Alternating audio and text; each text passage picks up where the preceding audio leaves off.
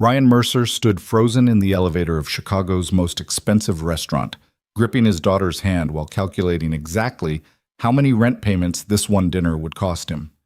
The doors opened to reveal crystal chandeliers and men in suits worth more than his truck.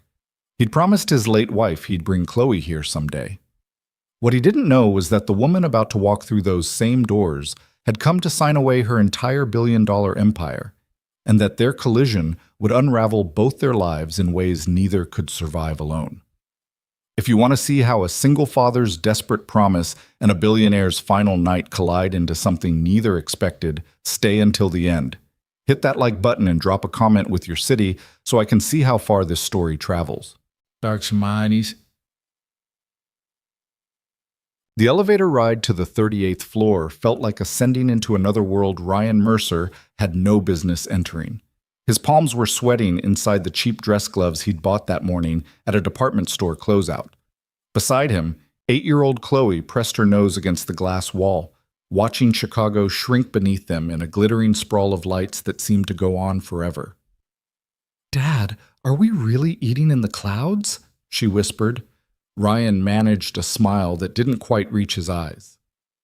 "Close enough, sweetheart." The elevator chimed softly.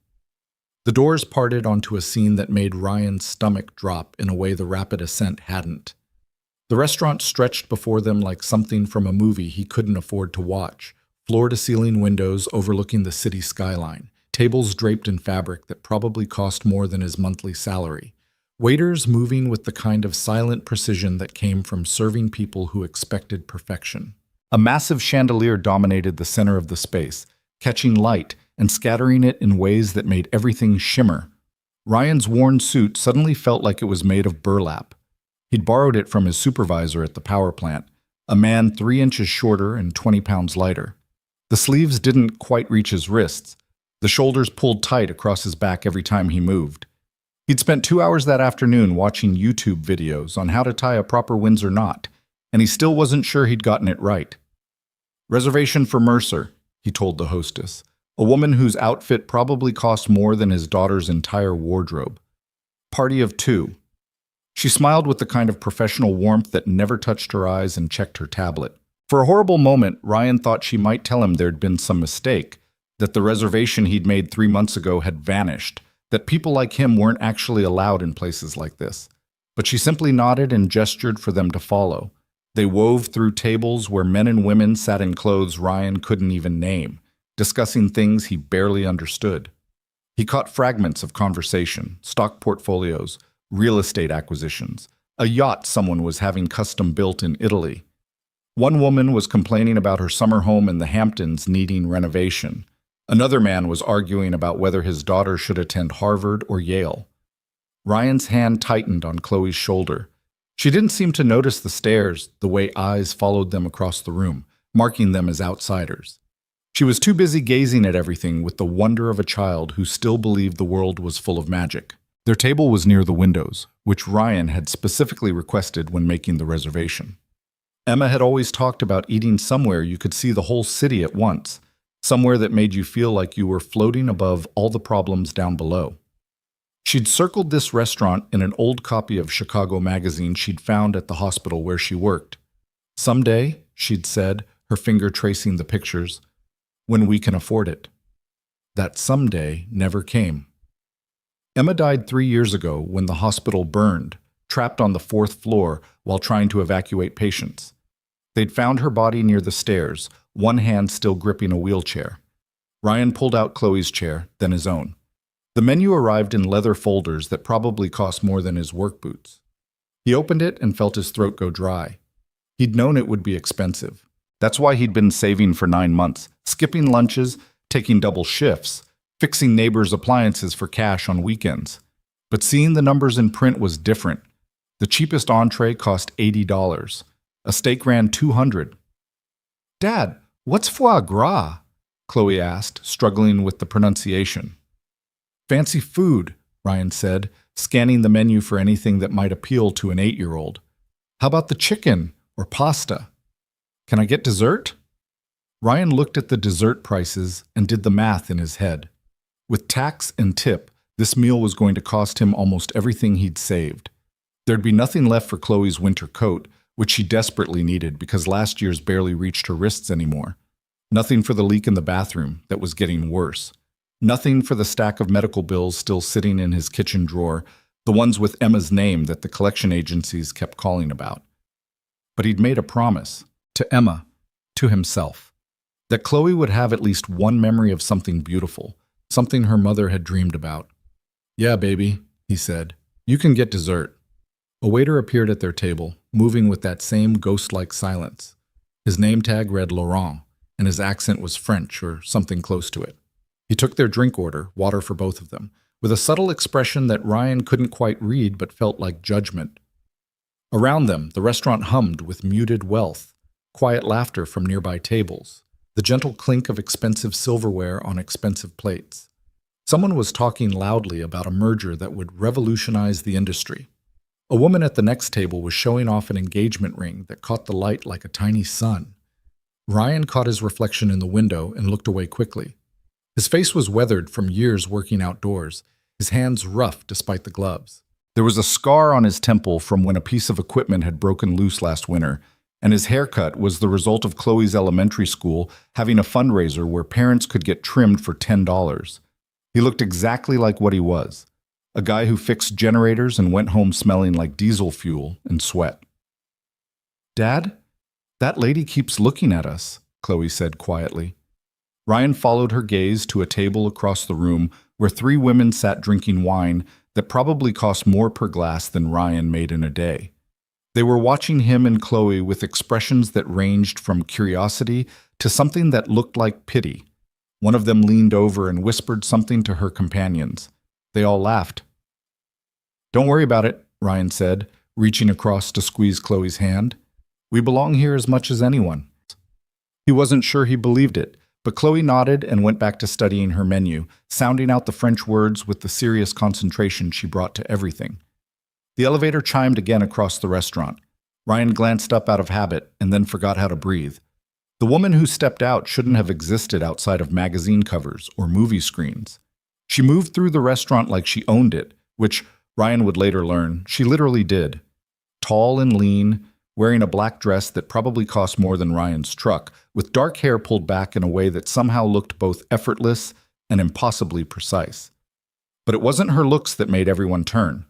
It was something else, some quality of presence that made the entire room shift its attention like iron filings responding to a magnet.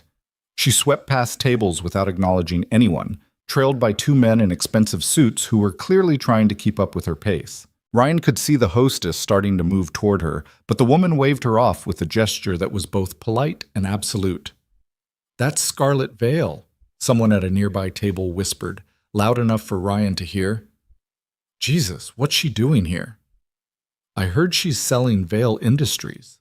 "No way. That company's her whole life." "My friend's husband works in her legal department, says the papers are getting signed tonight."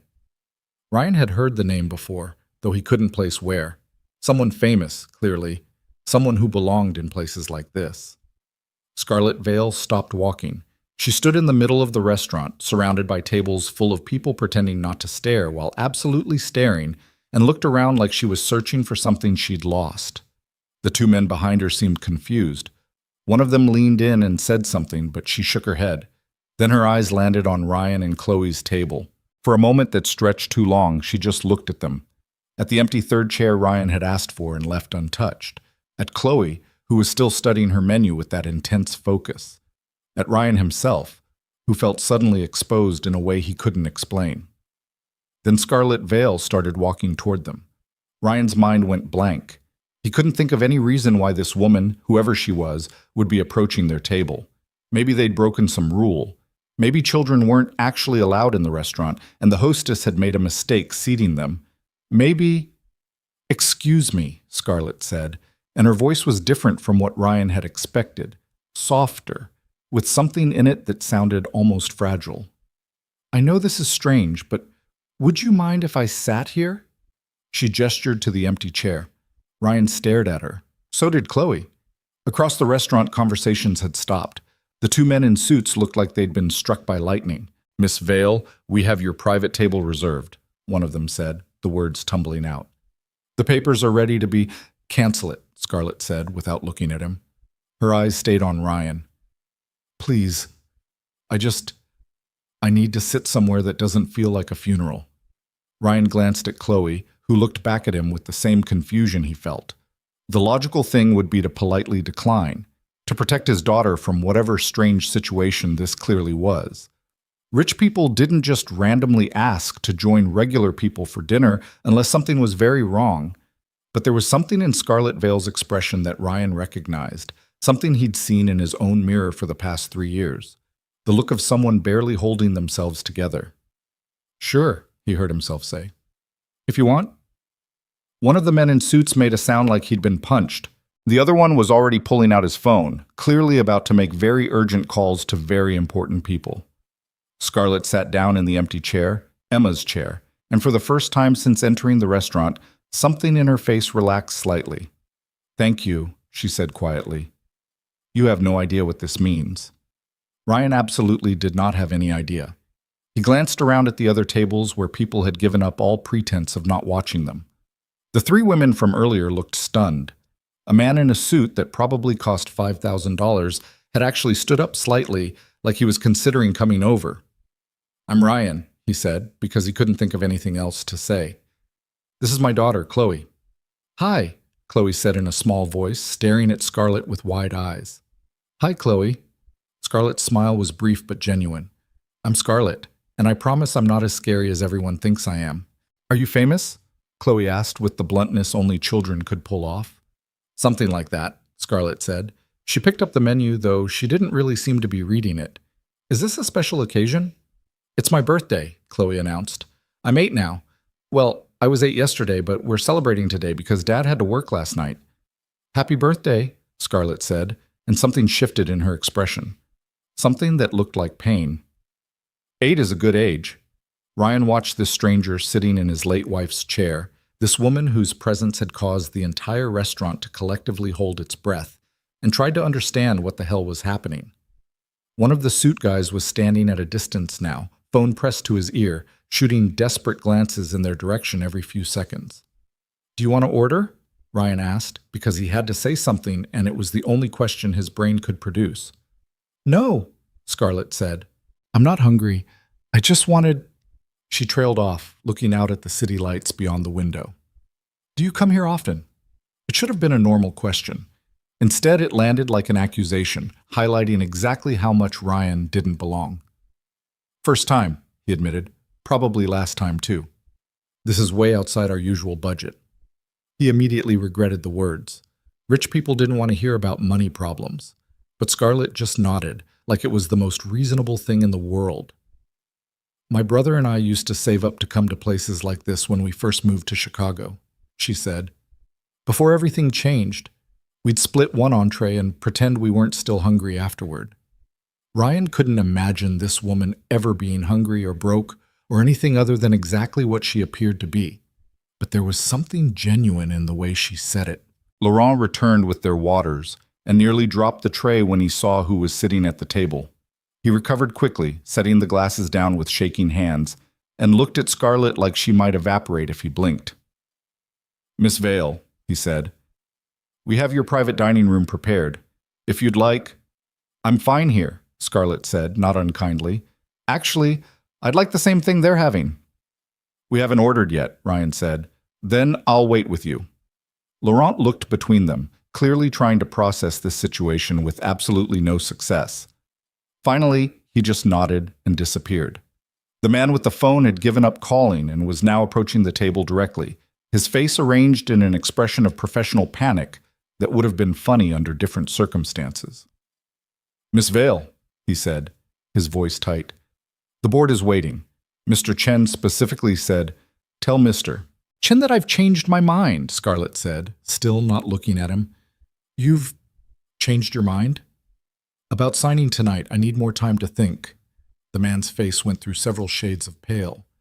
The contracts are finalized. Everyone is downstairs in the conference room. The press release is scheduled for 10 p.m. You can't just— I can do whatever I want, David, Scarlett said, and her voice shifted into something harder, something that made the man take an involuntary step back. It's still my company. Now please give me some space." David opened his mouth, closed it, then retreated with the kind of speed that suggested he knew better than to argue further. Ryan looked at Chloe, who was watching all of this like it was the most interesting thing she'd ever seen. "What's a press release?" Chloe whispered. "I'll explain later," Ryan whispered back. Scarlett had gone back to staring out the window, her jaw tight. Up close, Ryan could see details he'd missed at first. The exhaustion around her eyes, the way her hands kept moving to touch her phone, then pulling away, the slight tremor in her fingers that suggested she was either furious or terrified, or both. "I'm sorry," Ryan said. "I don't know what's going on, but if you need to go handle your business—" "No." The word came out sharp, almost desperate. Then Scarlett seemed to catch herself. "Sorry, no. I'm exactly where I need to be." It was the strangest thing Ryan had heard all night, and that was saying something. Laurent returned, now accompanied by what appeared to be the restaurant's manager, a thin man with perfectly styled gray hair who approached the table like he was defusing a bomb. "Miss Vale," he said smoothly, "what an unexpected pleasure. If we'd known you were coming, we would have prepared—" "I didn't want preparation," Scarlett cut him off. "I wanted normalcy." "Can I get that here, or should I go somewhere else?" The manager's smile flickered. "Of course. Whatever you wish." "Good. Then treat us exactly like you'd treat any other table." The manager and Laurent exchanged a glance that suggested this was absolutely not going to happen, but they both nodded and backed away. Ryan picked up his menu again, studying the prices and trying to figure out the cheapest possible combination that wouldn't make it obvious he was counting every dollar. Chloe had apparently decided Scarlett was interesting and had scooted her chair slightly closer. "Why is everyone acting so weird?" Chloe asked Scarlett directly. "Because people think I'm important," Scarlett said, "and they're not used to seeing important people do normal things."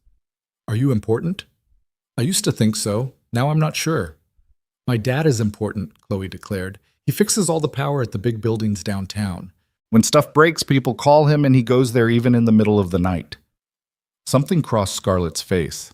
Interest, maybe. Or recognition. "Is that right?" She looked at Ryan. "You're an engineer?" "Generator technician," Ryan corrected. "I keep the backup power running when the main systems fail. Hospitals, data centers, places that can't afford to go dark." "That sounds important to me." It was such a simple statement, but it landed differently coming from someone like her. Ryan found himself sitting up a little straighter despite himself. "It's honest work," he said. "Pays the bills?" "Mostly." Scarlett nodded slowly, like he'd said something profound. Around them, the restaurant had returned to its previous hum, though Ryan could still feel eyes drifting toward their table. "What about you?" Chloe asked. "What's your job?" "I built things," Scarlett said.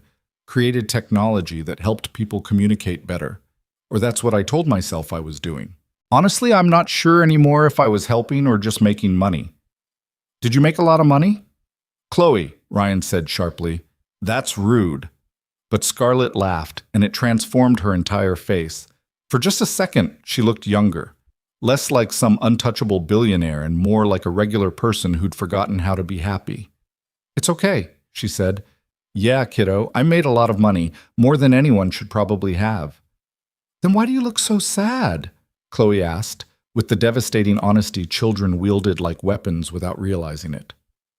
The laughter died. Scarlett's expression shuttered closed again, returning to something guarded. For a long moment, she didn't answer. Ryan was about to redirect the conversation when Scarlett finally spoke.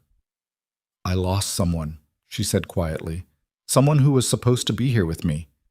And now everything feels wrong without them." Chloe nodded seriously. "Like my mom. She died when I was 5.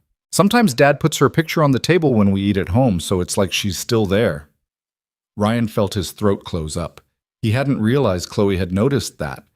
He'd thought he'd been subtle about it. Scarlett looked at the empty chair she was sitting in, and understanding washed across her face. "That's why there's 3 chairs. Dad promised Mom we'd eat here someday," Chloe continued, oblivious to the emotional grenade she'd just tossed onto the table. "She really wanted to come.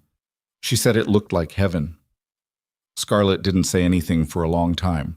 When she finally spoke, her voice had gone rough. What happened to her? Ryan almost told her to mind her own business. It was the standard response he gave when strangers asked, the wall he threw up to avoid having to relive that night over and over. But something about the way Scarlett asked, like she actually wanted to know, like she understood what it meant to carry that kind of loss, made him answer honestly. Hospital fire, he said. 3 years ago. She was a nurse, got the patients out, didn't make it out herself. St. Catherine's, Scarlett said, and it wasn't a question. Ryan's head snapped up. How did you know? But Scarlett wasn't looking at him anymore. She was staring at her hands, her whole body gone rigid. The two men in suits were watching from across the room, clearly debating whether to approach again. Scarlett, Ryan prompted. My brother died 2 months after that fire, she said flatly. Cardiac arrest. He'd been waiting for specialized monitoring equipment that was supposed to arrive at the hospital 3 weeks earlier. But the company that manufactured it delayed the shipment because they wanted to prioritize more profitable markets first. By the time it arrived, it was too late. The words landed like stones. Ryan heard himself breathing but couldn't seem to find anything to say. The equipment was supposed to go to St. Catherine's, Scarlett continued, her voice frighteningly empty. If it had been there on time, if the hospital systems hadn't been destroyed in the fire, if any single thing had been different. She stopped, took a breath. Anyway, that's why I look sad. As your daughter so accurately pointed out, Chloe had gone quiet, sensing she'd stumbled into something bigger than she could understand. She reached out and put her small hand on Scarlett's arm. I'm sorry your brother died, she said seriously. I bet he was nice. Scarlett's eyes went bright, like she might cry, but she blinked it away and managed something that almost resembled a smile. He was. The best person I ever knew, Laurent returned, mercifully interrupting the moment. They ordered chicken for Chloe, the cheapest steak for Ryan, and Scarlett ordered the same thing they did despite the menu offering dozens of more expensive options. When the waiter suggested wine pairings, Scarlett waved him off. Just water, she said, same as them. After Laurent left, an uncomfortable silence settled over the table. Ryan tried to think of something to say that wouldn't make everything worse, but it was Chloe who broke the quiet. Do you want to see my drawing? She asked Scarlett, pulling a folded piece of paper from her pocket. I made it at school. Scarlett took it carefully, unfolding it to reveal a crayon picture of 3 stick figures under a rainbow. A tall figure labeled Dad, a smaller one labeled Me, and a third one with wings labeled Mom. That's beautiful, Scarlett said, and meant it. You can have it if you want, Chloe offered, for your brother, so he has something nice wherever he is. Ryan saw Scarlett's composure crack, just for a second. Her hand tightened on the paper and her jaw clenched, and she looked like she was physically holding herself together by force of will alone. Thank you, she managed. That's the kindest thing anyone's done for me in a very long time. She folded the drawing carefully and tucked it into her purse, and Ryan saw her hand shake as she did it. Their food arrived, and for a while they ate in relative silence. The meal was everything the prices promised. Perfectly prepared, beautifully presented, the kind of food you didn't just taste, but experienced. Chloe made happy sounds with each bite. Ryan tried not to think about the fact that this single meal was costing him 3 months of groceries. Can I ask you something? Scarlett said eventually, looking at Ryan. And you can tell me it's none of my business. Go ahead. Why this restaurant? Why tonight? If it's this expensive? Ryan set down his fork. Because I promised. Her mother and I, we made all these plans. Things we were going to do together. Places we were going to take Chloe. And then Emma died. And suddenly I was alone with a 5-year-old and a mortgage and medical bills, and I realized we weren't going to do any of it. I couldn't afford it. I could barely afford to keep us housed and fed. He stopped, surprised at how easily the words were coming. He never talked about this, not to anyone. But Chloe kept asking about the places her mom wanted to go, he continued. And I kept making excuses. And I realized she was going to grow up thinking her mother's dreams didn't matter. So I saved up. Took 9 months. And here we are. Scarlett listened with the intensity of someone hearing something that mattered. That must have been hard. Everything's hard, Ryan said. You just pick which hard things you're willing to do. Across the restaurant, a commotion had started. A group of men in expensive suits had stood up from their table and were heading in their direction. Ryan recognized the type immediately. Finance guys, the kind who wore their wealth like armor and treated everyone else like props in their personal movie. The leader of the group, a man with silver hair and a watch that probably cost more than Ryan's yearly salary, stopped at their table with a smile that didn't reach his eyes. "Scarlet Vale," he said, like he was greeting an old friend instead of interrupting their dinner. "What a surprise. I heard rumors you were selling Vale Industries. Didn't believe it until now." "Hello, Marcus," Scarlett said, her voice carefully neutral. "We're having a private dinner." "I can see that." Marcus's eyes swept over Ryan and Chloe with the kind of assessment that priced them and found them wanting. "Didn't know you were into charity work these days." Ryan felt his jaw clench. Beside him, Chloe had gone still in the way children did when they sensed adult tension. "Marcus," Scarlett said, and there was warning in her voice now, "you should go back to your table." "Just saying hello to my favorite billionaire," Marcus continued, ignoring the warning. His companions laughed like it was the funniest thing they'd ever heard. "Though I have to say this is an interesting choice of company. What's the story here? Single dad hoping to impress the rich lady? Maybe score a big payday?" The words hit Ryan like a physical blow. He started to stand, not sure what he was going to do, but knowing he couldn't just sit there, when Scarlett's hand shot out and grabbed his wrist. "Stay," she said quietly. Then she turned to Marcus, and her expression went absolutely cold. "You want to know what's interesting, Marcus? I was going to let you all keep your contracts with Vale Industries when the sale went through. Standard transition clause. But now I think I'll make sure those contracts get terminated immediately. All of them. We're talking about, what, $800 million in business you're about to lose?" Marcus's smirk evaporated. "You can't do that." "I own 63% of the company," Scarlett said pleasantly. "I can do whatever I want until the ink dries on the sale papers. And those papers aren't getting signed tonight anymore, so I have all the time in the world to make your lives very difficult." "Scarlett, be reasonable." "Reasonable?" Scarlett's voice could have cut glass. "You insult my dinner companions and then ask me to be reasonable? Here's what's going to happen. You and your friends are going to go back to your table. Then you're going to leave, and tomorrow morning you're going to receive notice that your contracts are under review for violations of our ethics clause." "What ethics violation?" "I'll think of something," Scarlett said. "I'm creative like that." Marcus looked like he wanted to argue, but something in Scarlett's expression made him back down. He turned to Ryan instead, probably looking for an easier target. "You have no idea what you're getting into with her," he said. "She'll use you up and throw you away. That's what she does to people." "Get out," Scarlett said, and her voice had gone deadly quiet. "Now!" Marcus finally retreated, his companions following. The entire restaurant had gone silent again, everyone watching the drama unfold. As soon as they were gone, Scarlett's rigid posture collapsed slightly. She let go of Ryan's wrist, which she'd been gripping hard enough to leave marks. "I'm sorry," she said. "That was completely out of line. I shouldn't have brought you into my mess." "You didn't bring me anywhere," Ryan said. "That guy was an asshole. You handled it. I just cost his company $800 million out of spite." "Good." Scarlett looked at him, something like surprise crossing her face. "You're not upset that I made a scene?" "Why would I be upset? He insulted my daughter. He insulted me. You think I care if you take away his money?" A laugh escaped Scarlett, sharp and unexpected. "Most people would care. Most people would tell me I was being emotional and irrational and bad for business." "Then most people can go to hell," Ryan said simply. Chloe, who had been watching everything with wide eyes, suddenly spoke up. "Are you going to sell your company?" Scarlett looked at her for a long moment. "I don't know anymore," she admitted. "I was. I came here tonight to sign the papers and walk away from everything I built. But now—" "But now what?" Chloe pressed. "Now I'm sitting at a table with people who remind me why I built it in the first place," Scarlett said quietly. "And that's really confusing."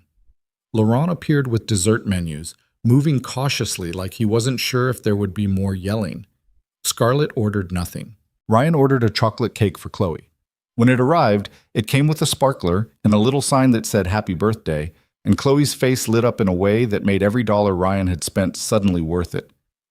"Make a wish," Ryan told her. Chloe closed her eyes, thought hard, then blew out the sparkler. When she opened her eyes, she was looking at Scarlett. "I wish that you'd stay," she said simply, "so we can be friends." Scarlett didn't respond for a long moment. Then she reached across the table and gently touched Chloe's hand. "I'd like that," she said, her voice barely above a whisper. "I'd really like that." They finished dessert while the city glittered below them and the restaurant slowly emptied out. The two men in suits had given up waiting and left, probably to deal with whatever chaos Scarlett had caused by not signing the papers. Other diners departed, some shooting curious glances at their table, others pretending not to notice them at all. Finally, Ryan looked at his watch and realized it was nearly 10, way past Chloe's bedtime. "We should go," he said reluctantly. "It's late." Scarlett nodded but made no move to leave. "Thank you for letting me sit with you," she said. "You have no idea how much I needed this." "Any time," Ryan said, and was surprised to realize he meant it. They stood. Ryan signaled for the check, already steeling himself for the damage. Laurent approached with the leather folder, but before he could set it down, Scarlett plucked it from his hands. "I've got this," she said. "No," Ryan said immediately. "Absolutely not." "Ryan, I said no. This is my daughter's birthday dinner. I'm paying for it."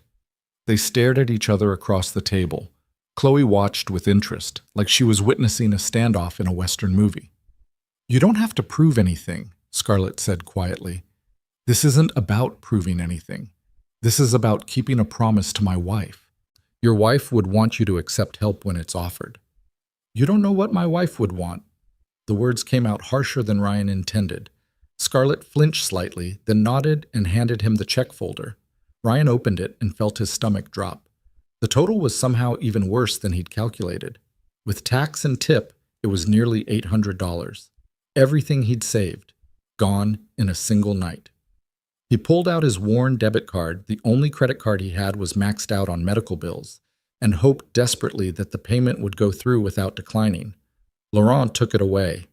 Ryan tried not to think about the fact that his rent was due in 3 days and he'd have to figure out how to get another $200 by then.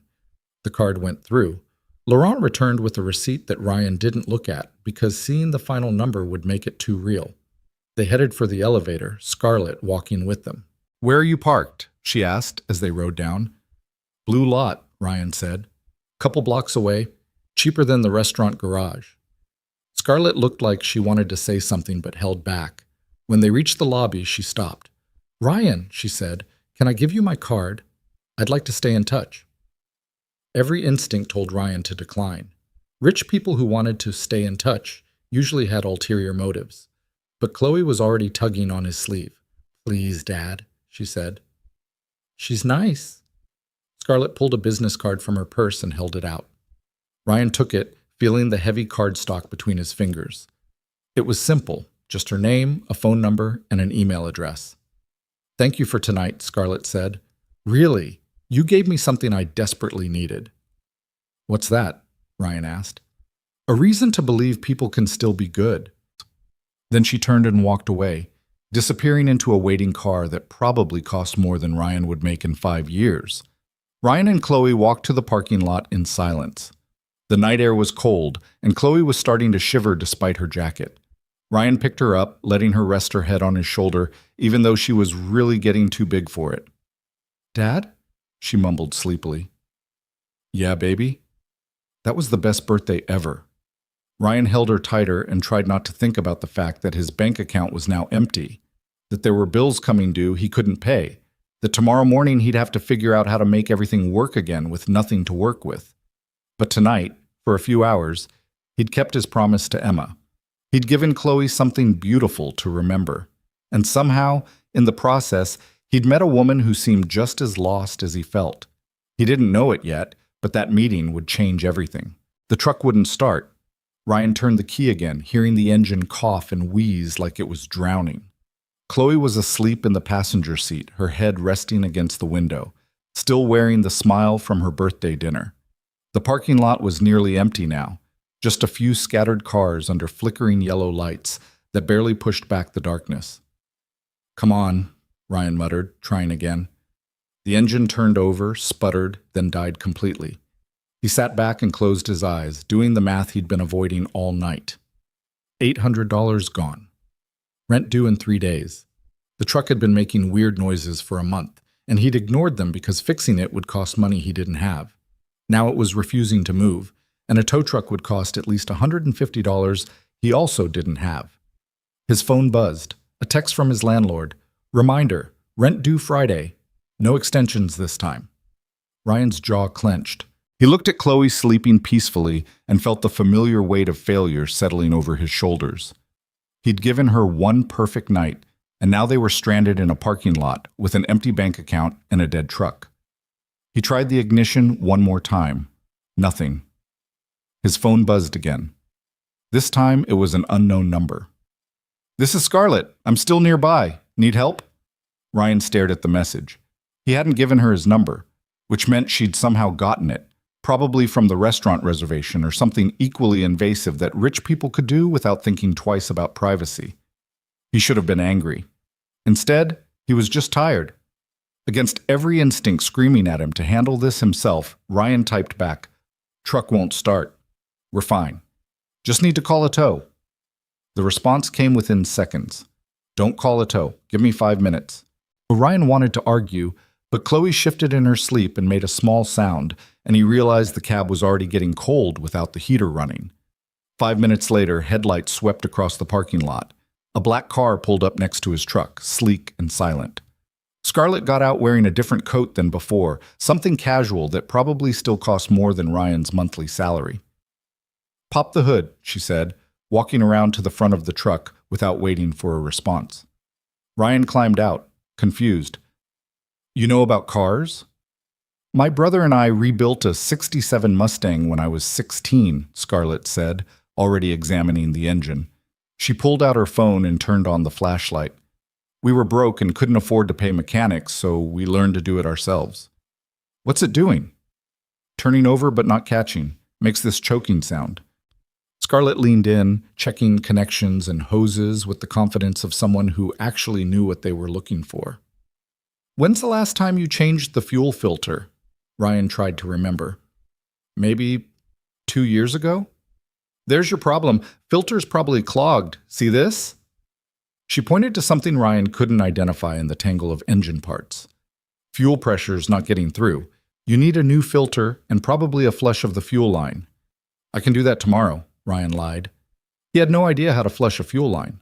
Scarlett looked at him with an expression that suggested she knew exactly what his bank account looked like.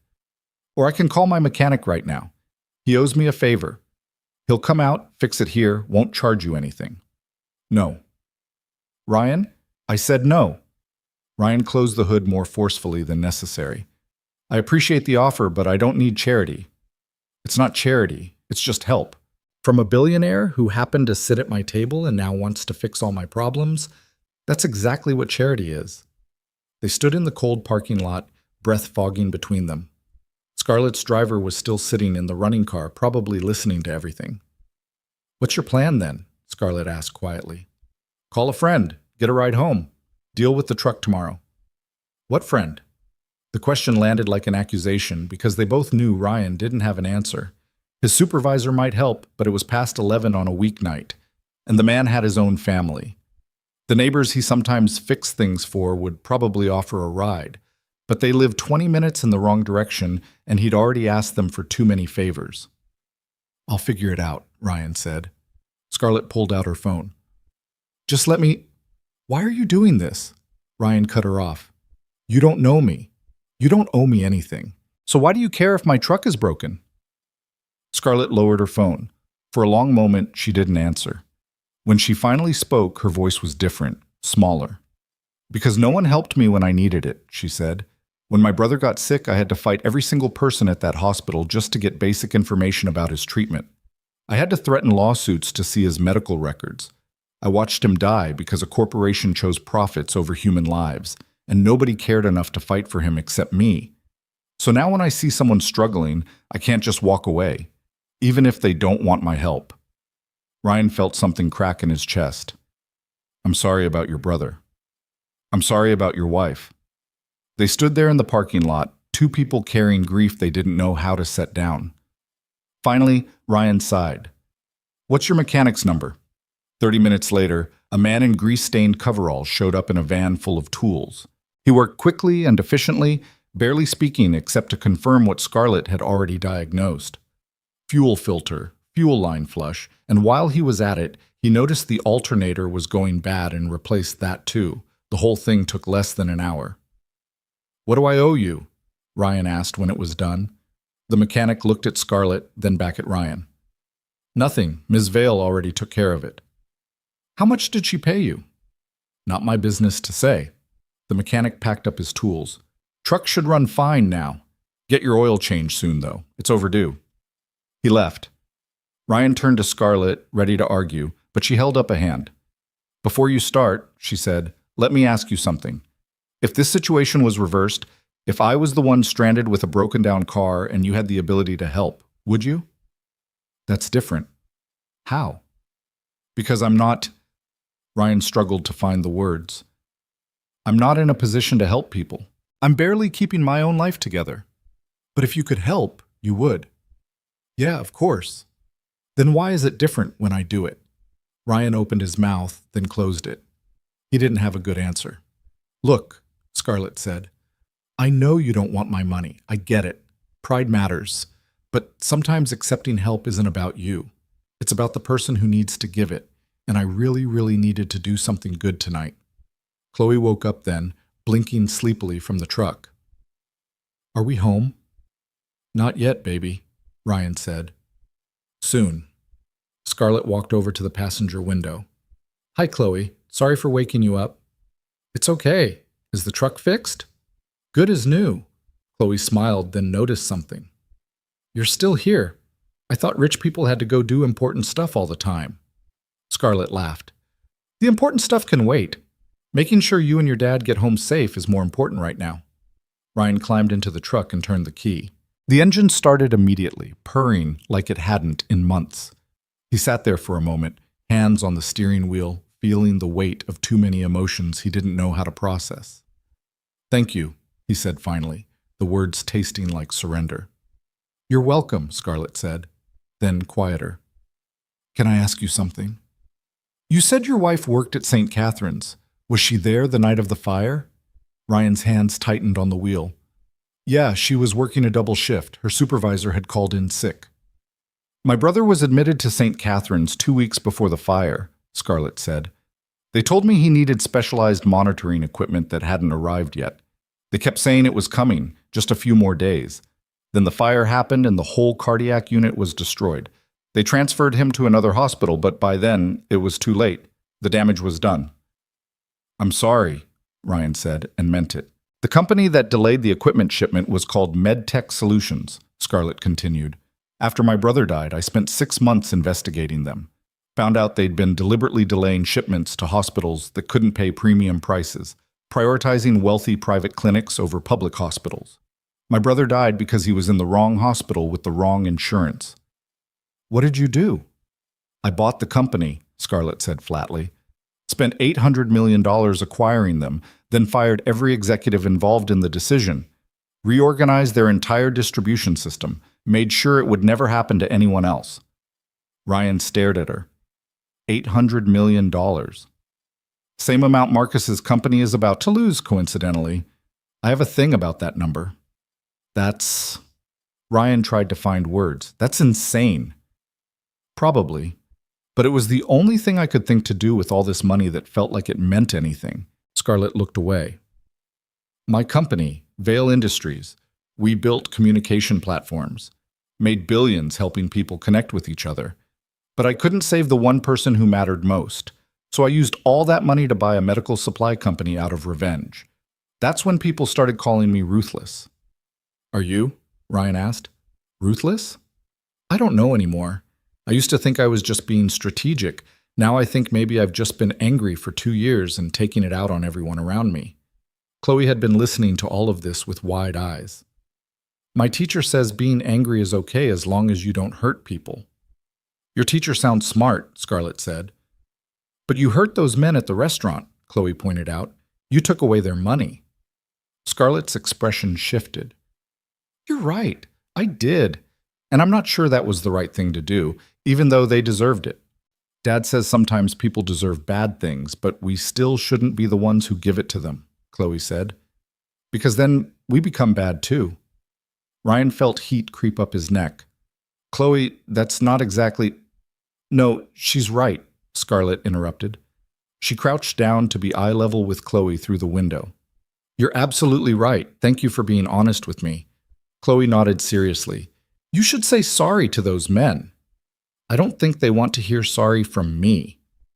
Probably not, Chloe agreed, but you should say it anyway. That's what being a good person means, even when it's hard.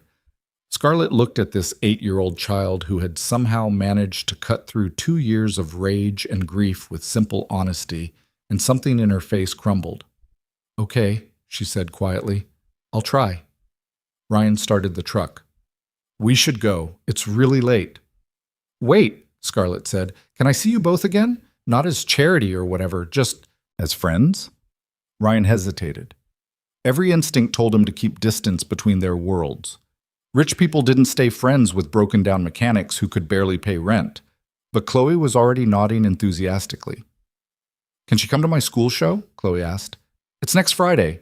We're doing a thing about space. I wouldn't miss it, Scarlett said immediately. You don't have to, Ryan started. I want to, Scarlett cut him off. Please, let me be there. Ryan looked at her and saw the same desperation he felt most days. The need to matter to someone. To be part of something that felt real instead of just surviving. Okay, he said. Friday at 7. Lincoln Elementary. I'll be there. They drove home through empty streets while Chloe chattered about her space show costume. Ryan only half listened, his mind still back in that parking lot with Scarlett's confession echoing in his head. She'd spent $800 million on revenge. The number was so absurd it didn't feel real. His phone buzzed. Another text from Scarlett. Thank you for letting me help, and tell Chloe she's right about apologizing. I needed to hear that. Ryan didn't respond. He focused on driving, on getting Chloe home safely, on not thinking about the fact that his life had somehow gotten tangled up with a billionaire who was either incredibly generous or incredibly broken, or possibly both. They reached their apartment building just after midnight. It was a 4-story walk-up in a neighborhood that had once been nice and was now just tired. The front door stuck like it always did. The hallway smelled like cooking oil and old carpet. Ryan carried a half-asleep Chloe up 3 flights of stairs, her arms wrapped around his neck. Dad, she mumbled as he unlocked their door. Yeah, baby. I like Scarlett. She's sad like us, but she's trying not to be. Ryan got her into bed without bothering to change her clothes. As he pulled the blanket up, Chloe grabbed his hand. Do you think Mom would like her? The question hit Ryan in the chest. He thought about Emma, who'd always seen the best in people, who'd spent her life taking care of strangers in hospital beds, who'd probably tell him to stop being stubborn and let someone help for once. Yeah, he said softly. I think she would. Chloe smiled and closed her eyes. Within minutes, she was asleep. Ryan walked into their tiny kitchen and finally looked at the receipt from dinner. $847. His entire savings gone. He opened his laptop and checked his bank account. $312 remaining until his next paycheck in 6 days. Rent was $700, due in 3 days. He was $500 short with no way to make it up. Ryan sat at the kitchen table with his head in his hands, trying to figure out how he'd gotten here. He'd done everything right, worked every shift available, never spent money on anything unnecessary, kept them fed and housed and alive. And still it wasn't enough. His phone buzzed again. This time it was an email notification. Subject line, Payment Received, Medical Collections Account. Ryan's heart stopped. He opened the email. Dear Mr. Mercer, this notice is to inform you that your outstanding balance of $47,832.18 for services rendered to Emma Mercer has been paid in full by an anonymous benefactor.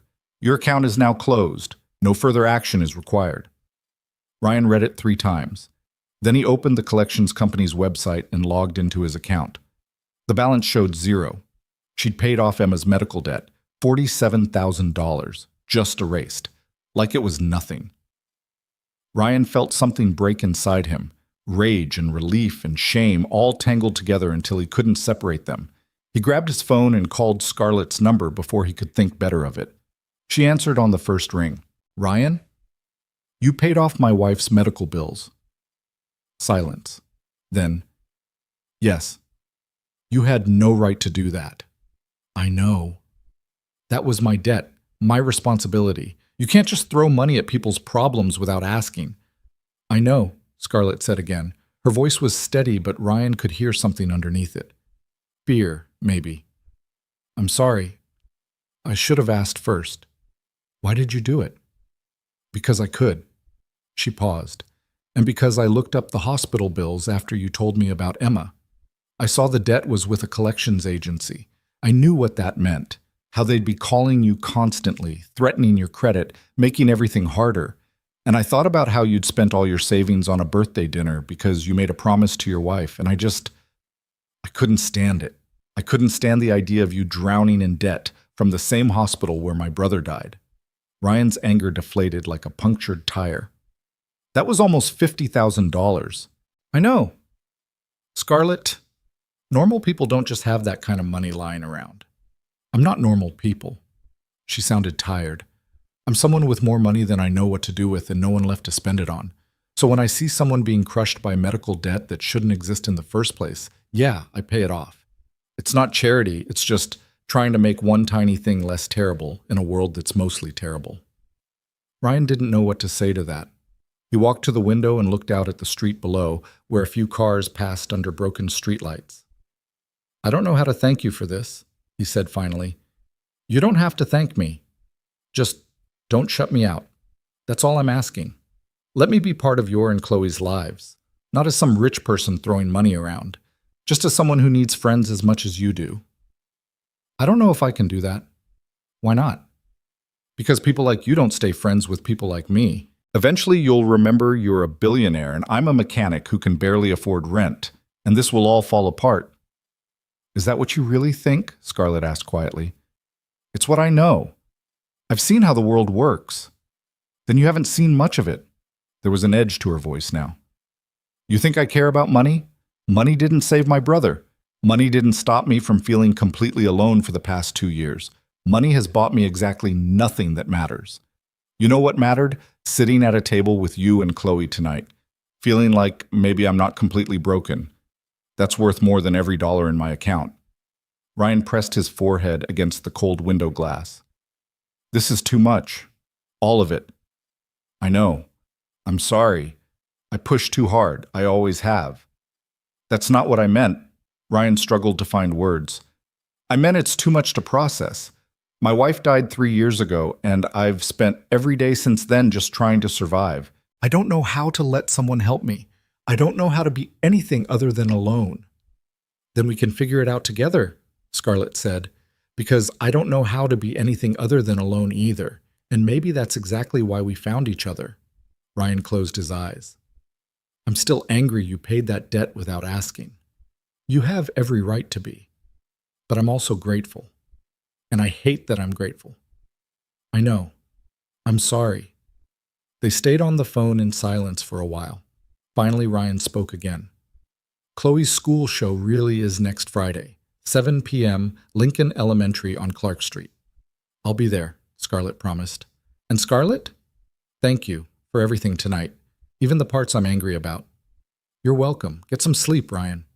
He hung up and stood at the window for a long time, watching the city that had always felt too big and too expensive and too indifferent to people like him. Somewhere out there, Scarlett Vale was probably standing at a different window in a penthouse apartment, looking at the same city with the same feeling of not belonging. Ryan thought about Chloe's question. Would Emma like Scarlett? Yeah, Emma would have loved her, would have seen right through the billionaire facade to the broken person underneath. Would have probably already adopted her into their family the way she'd adopted every stray that crossed her path. Ryan went to bed but didn't sleep. He kept thinking about medical debt that no longer existed, about a truck that ran better than it had in years, about a woman who'd sat at their table because she needed to remember what normal people felt like. He thought about how one dinner had somehow opened a door he didn't know existed, and he wasn't sure if walking through it would save him or destroy him. But for the first time in 3 years, he was curious enough to find out. Friday came too quickly. Ryan left work early to get Chloe ready for her space show, fighting rush hour traffic that made him regret every decision that led to this moment. Chloe was vibrating with excitement, practicing her lines about the solar system while Ryan drove. "Do you think Scarlett will really come?" she asked for the 5th time. She said she would. But what if she forgot? Important people forget things sometimes. Ryan hoped she hadn't forgotten, not because he particularly wanted Scarlett there, but because Chloe's face would crumble if she didn't show, and Ryan couldn't handle his daughter being disappointed by someone else who made promises they didn't keep. They reached the school at 6:30. The auditorium was already filling with parents holding phones and cameras, grandparents, younger siblings running around despite teachers asking them not to. Ryan found a seat in the middle section, saving the one next to him, even though he wasn't sure Scarlett would actually appear. 6:45. No Scarlett. 6:55. Still nothing. Ryan felt his jaw tighten. Of course she wasn't coming. She'd probably gotten pulled into some business meeting or decided this whole thing was beneath her, or simply forgotten that regular people's lives continued without her. At 6:59, the auditorium lights started dimming. Parents rushed to their seats. The principal walked on stage to welcome everyone. Then Scarlett Vale slipped into the seat next to Ryan, slightly out of breath, still wearing what looked like business clothes under a long coat. "Sorry," she whispered. "Board meeting ran late. Did I miss anything?" "It's just starting." "Good." She settled in, looking around at the elementary school auditorium like it was the most interesting place she'd ever been. Several parents nearby had recognized her and were whispering, but Scarlett seemed oblivious. The show started. Kids dressed as planets paraded across the stage while enthusiastic teachers provided narration. Chloe was Mars, wearing a red costume Ryan had spent 2 nights sewing together from supplies he'd found at a thrift store. She delivered her lines perfectly, talking about how Mars was cold and lonely and far from Earth but still part of the same solar system. "She's wonderful," Scarlett whispered. Ryan watched his daughter and felt his chest tighten with pride. "Yeah, she is." After the show, kids poured into the auditorium to find their families. Chloe spotted them and ran over, her face glowing.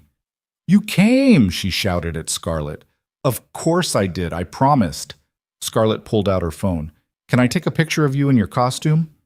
Chloe posed dramatically while Scarlett took several photos.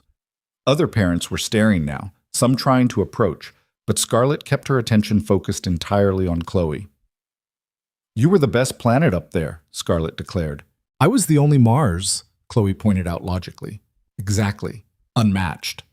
They left the school together, Chloe still chattering about the show. Outside, Ryan noticed a black car waiting at the curb, Scarlett's driver. "Can we give you a ride somewhere?" Scarlett offered. "Maybe dinner." Ryan was about to decline when Chloe jumped in. "Can we go to that place with the good pizza? Dad's always saying we can't afford it, but maybe today we can." "Chloe," Ryan said sharply. "What? I'm just asking." Scarlett looked at Ryan. "What pizza place?" "Nothing fancy, just a spot near our apartment. Really, we should just head home." "Or," Scarlett said carefully, "we could go to this definitely not fancy pizza place, and I could buy dinner, and you could not argue about it because your daughter just performed her heart out on stage and deserves to celebrate." Ryan wanted to argue, but Chloe was looking at him with such hope, and honestly, he was exhausted from fighting. "Fine," he said, "but we're going in my truck. You can follow if you want." They ended up at Marco's Pizza, a neighborhood joint with plastic booths and grease-stained menus. Scarlett looked more out of place than she had at the expensive rooftop restaurant, but she slid into the booth across from Ryan and Chloe without hesitation. "What's good here?" she asked. "Everything," Chloe declared, "but especially the pepperoni." They ordered 2 large pizzas and breadsticks. While they waited, Chloe told Scarlett about school, about her best friend Maya, who was moving away next month, about the book report she had due next week. Scarlett listened like it was the most important conversation she'd ever had. "What about you?" Chloe asked eventually. "Do you have kids?" "No," Scarlett said, something flickering across her face. "Why not?" "Chloe," Ryan warned. "It's okay," Scarlett said. She thought for a moment. "I guess I never found the right person to have kids with." And then I got so busy building my company that I stopped thinking about it. That's sad, Chloe said with devastating honesty. Yeah, Scarlett agreed. It kind of is. The pizza arrived and they ate while Marco himself came over to say hello. He'd known Ryan since Chloe was a baby, had given them free meals more times than Ryan could count after Emma died. Haven't seen you folks in a while, Marco said. Then he noticed Scarlett and his eyes went wide. Holy hell, you're Scarlett Vale. Guilty, Scarlett said with a small smile. My daughter, she works in tech, always talking about you, says you're a genius. Your daughter's too kind. Marco looked between Scarlett and Ryan like he was trying to solve a puzzle. You two friends? Yeah, Scarlett said before Ryan could answer. We are. After Marco left, Ryan turned to Scarlett. That going to be a problem? People recognizing you? Probably, but I don't care. She took a bite of pizza and made a sound of approval. This is really good. Best in the neighborhood, Ryan agreed. They finished eating while Chloe drew on napkins with crayons Marco had brought over. Eventually, Chloe's eyes started drooping. I should get her home, Ryan said, pulling out his wallet. Scarlett's hand shot out. I've got this. Scarlett. Ryan, it's pizza. Let me buy my friend's pizza. Ryan looked at her tired eyes and remembered what she'd said on the phone about needing friends as much as he did. He put his wallet away. Thank you. Outside, Scarlett's driver was still waiting. She told him to go home, that she'd catch a car service later. The driver looked uncertain, but obeyed. Why did you do that? Ryan asked. Because I don't want to leave yet. Scarlett looked almost embarrassed. Is that weird? Yeah, Ryan said honestly. But okay. They walked to his truck. Chloe was practically asleep on her feet, so Ryan lifted her into the passenger seat. She curled up immediately, eyes closing. She's lucky to have you, Scarlett said quietly. I'm the lucky one. No, trust me. Having a parent who shows up, who tries, who gives a damn, that's rare. Ryan closed the truck door gently. Your parents didn't show up? They died when I was 19, car accident. My brother was 16. After that, it was just us. Scarlett leaned against the truck. I raised him, put myself through college, built a company, and thought I was doing everything right. Then he died anyway, and I realized I'd failed at the only thing that actually mattered. You didn't fail him, Ryan said. You fought for him. You were there. That's not failure. Then why does it feel like it? Ryan didn't have an answer. They stood in the parking lot while the city hummed around them, two people carrying grief that refused to let go. I don't know how to do this, Scarlett said finally. Be friends with people. I've spent 2 years pushing everyone away. I don't know how to let anyone close anymore. Neither do I, Ryan admitted. I've spent 3 years just surviving. I don't remember how to do anything else. So we're both terrible at this. Apparently. Scarlett laughed, sharp and unexpected. What a pair we make. Ryan found himself smiling despite everything. Yeah, real disaster. Ryan? Scarlett's voice went serious. Thank you for not giving up on me. I know I'm a lot to deal with. You're not that bad, mostly just confusing. I can work with confusing. Ryan opened his door. I should get Chloe home. Wait. Scarlett pulled something from her pocket. A business card, different from the one she'd given him before.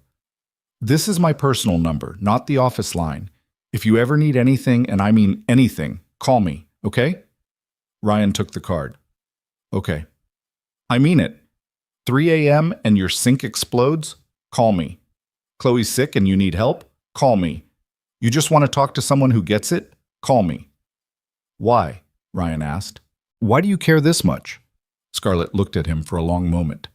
Because you're the first person in 2 years who's treated me like a human being instead of a bank account or a business opportunity. And I'm not ready to lose that. Ryan didn't know what to say to that kind of honesty, so he just nodded and climbed into his truck.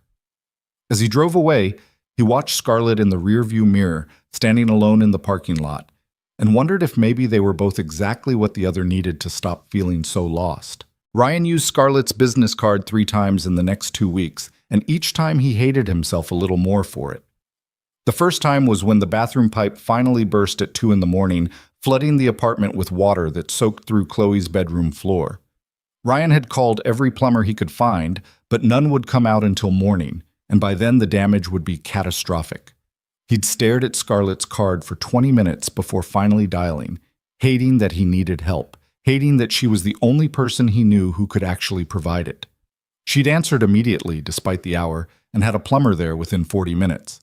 The man fixed the pipe, assessed the water damage, and told Ryan he'd send a restoration crew in the morning. When Ryan asked how much he owed, the plumber just shook his head and said it was handled. The second time was when Chloe's school called to say she'd gotten sick and needed to be picked up, but Ryan was 2 hours away on a job site with a generator that absolutely had to be fixed before the hospital lost backup power. He'd tried everyone, his supervisor, the neighbors, even Chloe's friends' parents, but nobody was available. Finally, with his hands shaking and shame burning in his throat, he'd called Scarlett. She'd picked Chloe up within 20 minutes, taken her to a doctor despite Ryan's protests, and kept her comfortable at her own apartment until Ryan could get there. When he'd arrived, exhausted and guilt-ridden and ready to apologize for the imposition, Scarlett had just smiled and said Chloe had been great company. The third time wasn't even Ryan's choice. His supervisor had called him into the office and told him, almost apologetically, that the company was downsizing. Ryan's position was being eliminated. He had 2 weeks. Ryan had sat in his truck in the parking lot afterward, staring at nothing, doing math that didn't work no matter how many times he ran the numbers. Without a job, he couldn't pay rent. Without rent, he and Chloe would be homeless. He had maybe 3 months of expenses saved up if he was very careful, and finding a new job in his field could take that long or longer. He hadn't called Scarlett that time, but somehow she'd known anyway. His phone rang an hour after he'd gotten the news, and when he answered, she'd said, "I heard about your job. I'm sorry." "How did you hear?" Ryan asked, too tired to be angry about her somehow having information about his life. "Your supervisor's wife works in my legal department. She mentioned it. Are you okay?" "No, not really. Can I help?" "I don't know how you could." "Let me buy you coffee, just coffee, and we'll talk about it." They met at a diner near Ryan's apartment, the kind of place with cracked vinyl booths and coffee that tasted burnt but cost $1. Scarlett showed up in jeans and a sweater, looking more like a regular person than a billionaire, though Ryan noticed people still stared. "I've been thinking," she said once they'd ordered. "And before you immediately say no, I need you to actually listen." "Okay," Ryan said warily. "I'm starting something.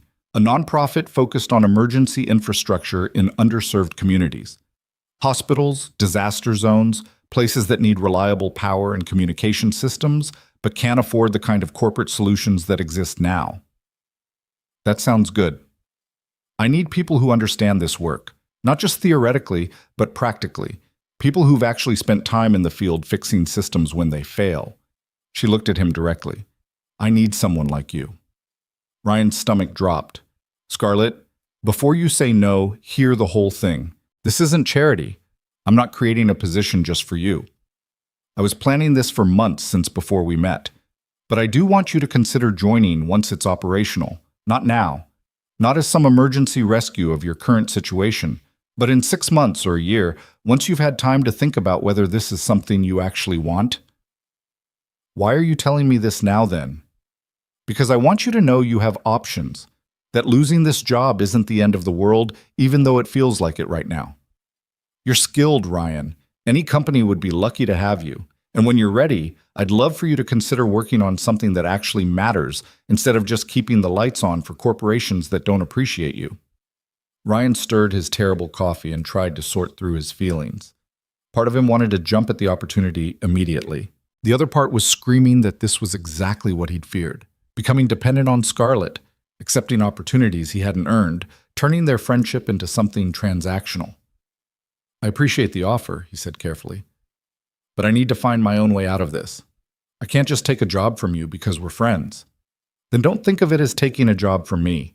Think of it as me offering you an opportunity to do meaningful work because you're qualified, and we happen to also be friends." "Is there a difference?"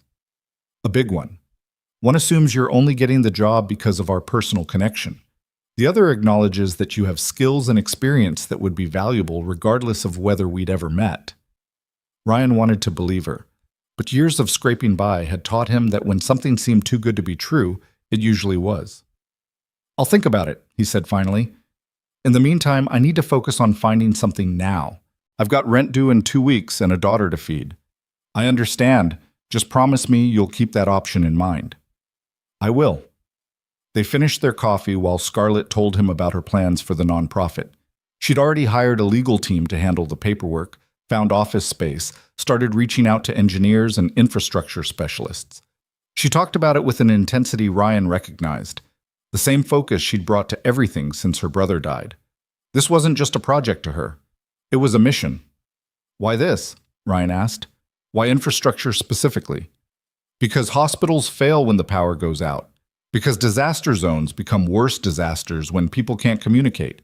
Because my brother died partially due to systems that broke down when they were needed most." Her jaw tightened. "I can't bring him back, but I can make sure other people don't die for the same reasons." Ryan understood that kind of grief, the kind that turned into action because sitting still with it would destroy you. Emma had died trying to save people. Scarlett's brother had died because systems failed. They were both trying to make meaning from loss. "It's a good thing you're doing," Ryan said quietly. "It'll be better if you're part of it, but no pressure."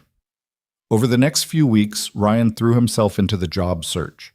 He sent out dozens of applications, went to interviews, followed every lead he could find. The problem was that most companies wanted either young engineers with fresh degrees or experienced people who already had specialized certifications Ryan lacked. He was stuck in a middle ground, too experienced to be cheap, not credentialed enough to be valuable. Meanwhile, money was getting tight. Ryan started skipping meals to make the food budget stretch further. He stopped heating the apartment as much, piling extra blankets on Chloe's bed at night.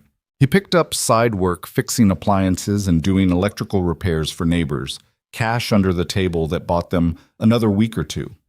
Scarlett kept calling, kept checking in, and Ryan kept pretending everything was fine even though it clearly wasn't.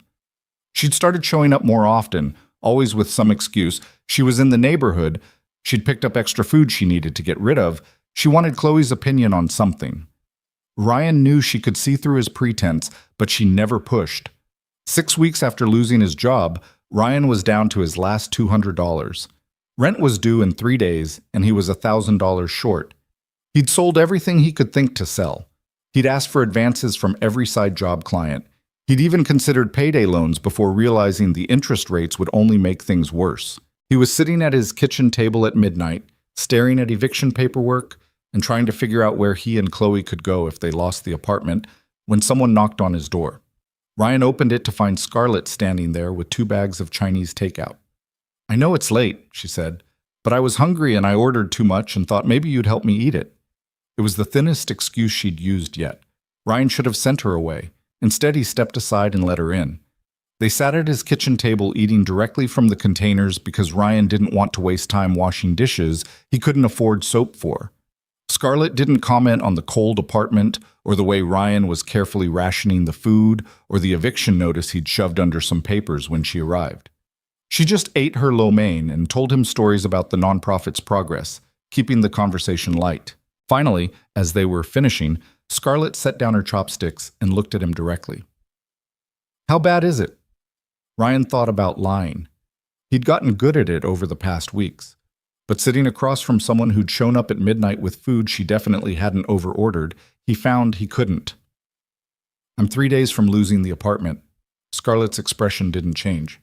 "How much do you need?" "It doesn't matter." "Ryan, I'm serious. I can't keep taking from you. It's not fair to either of us. What's not fair is you losing your home because you're too proud to let someone help." "It's not about pride. It's about..." Ryan struggled to find words. "It's about the fact that I don't know where the line is anymore. Between friendship and charity. Between help and dependence. You keep solving my problems, and I keep needing more help, and eventually I'm going to turn into someone who just expects you to fix everything. Or," Scarlett said quietly, "you're going to get through a rough patch and then be in a position to help someone else when they're struggling. That's how this works, Ryan. People help each other. It's not a debt ledger. It's just being human." Easy to say when you're the one with unlimited money. The words came out harsher than Ryan intended. Scarlett flinched. You're right, she said after a moment. It is easy for me to say because I don't know what it's like to worry about money. I've never had to choose between rent and food. I've never had to tell my kid we can't afford something she needs, so I'm sorry if I'm being insensitive about what you're going through. Ryan felt guilt replace anger. I'm sorry, that was out of line. No, it wasn't. It was honest, and I asked for honesty. They sat in uncomfortable silence. Finally, Scarlett spoke again. Can I tell you something? And I need you to really hear it. Okay. When my brother got sick, I tried to handle everything myself. I didn't ask for help because I thought that's what strong people did. They figured things out alone. And because of that, because I was too stubborn and too proud and too convinced I had to do everything myself, I missed signs I should have caught. I didn't push hard enough for second opinions. I didn't question doctors when my gut told me something was wrong. I let him die because I thought asking for help was weakness. Her voice cracked slightly. Ryan had never seen her this vulnerable. So now when I see someone I care about drowning because they won't ask for help, it terrifies me. Because I know where that ends. And I can't lose anyone else to the lie that we're supposed to handle everything alone. Ryan felt something break in his chest. I'm not your brother. I know, but you're someone I care about. And Chloe is someone I love. And the thought of you both being homeless because you're too proud to let me help? That's not something I can live with. What do you want from me? Ryan asked, and he wasn't sure if he was angry or desperate or both. I want you to let me pay your rent this month, not as a loan, not as something you have to pay back, just as a friend helping a friend through a crisis. That's $1,000. I know. That's not friendship. It's nothing, Scarlett interrupted. Ryan, $1,000 is nothing to me. I literally make that much in interest on my investments every few hours. It means nothing in my life except as numbers in an account, but it means everything in yours. So please let me give you something that costs me nothing, but means everything to you. Ryan wanted to refuse.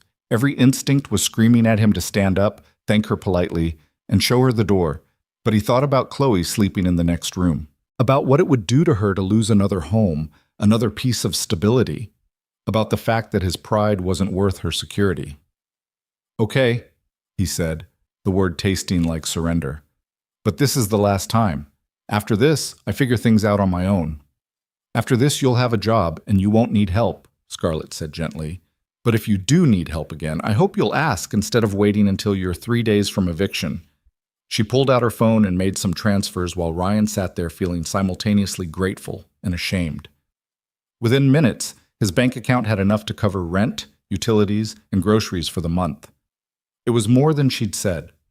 He was too tired to argue about it. Thank you, he managed. You're welcome. Scarlett stood up to leave. And Ryan, the job offer still stands. When you're ready, we'd love to have you. Not because you need the money or because we're friends, but because you're good at what you do and we need good people. After she left, Ryan sat at his kitchen table for a long time, staring at his phone showing a bank balance he hadn't seen in years. He should have felt relieved. Instead, he just felt trapped. The next morning, Ryan paid his rent and bought groceries without having to choose what to put back. He took Chloe to school and went to another job interview, this one for a position that would barely cover their basic expenses, but at least represented independence. The interviewer told him he'd hear back in a week. That night, lying in bed, Ryan's phone buzzed with a text from Scarlett. I know you're mad at me, and I get it, but I'm not sorry for helping. Talk when you're ready. Ryan stared at the message for a long time before responding. Not mad, just trying to figure out how to accept help without losing myself. Her reply came immediately. You won't lose yourself, I promise. You're too stubborn for that. Despite everything, Ryan smiled. A week later, Ryan got a call from the company where he'd interviewed. They were offering him the position, starting in 2 weeks. The salary was less than he'd made before, but it would be enough. Barely, but enough. He accepted immediately and spent the next hour doing budget calculations that actually worked for once. He called Scarlett to tell her the good news. She answered on the first ring. I got a job, he said. That's amazing. Tell me everything. He explained the position, the salary, the start date. Scarlett listened and congratulated him, without mentioning that her nonprofit offer would have paid significantly more. Ryan appreciated that restraint more than she probably knew.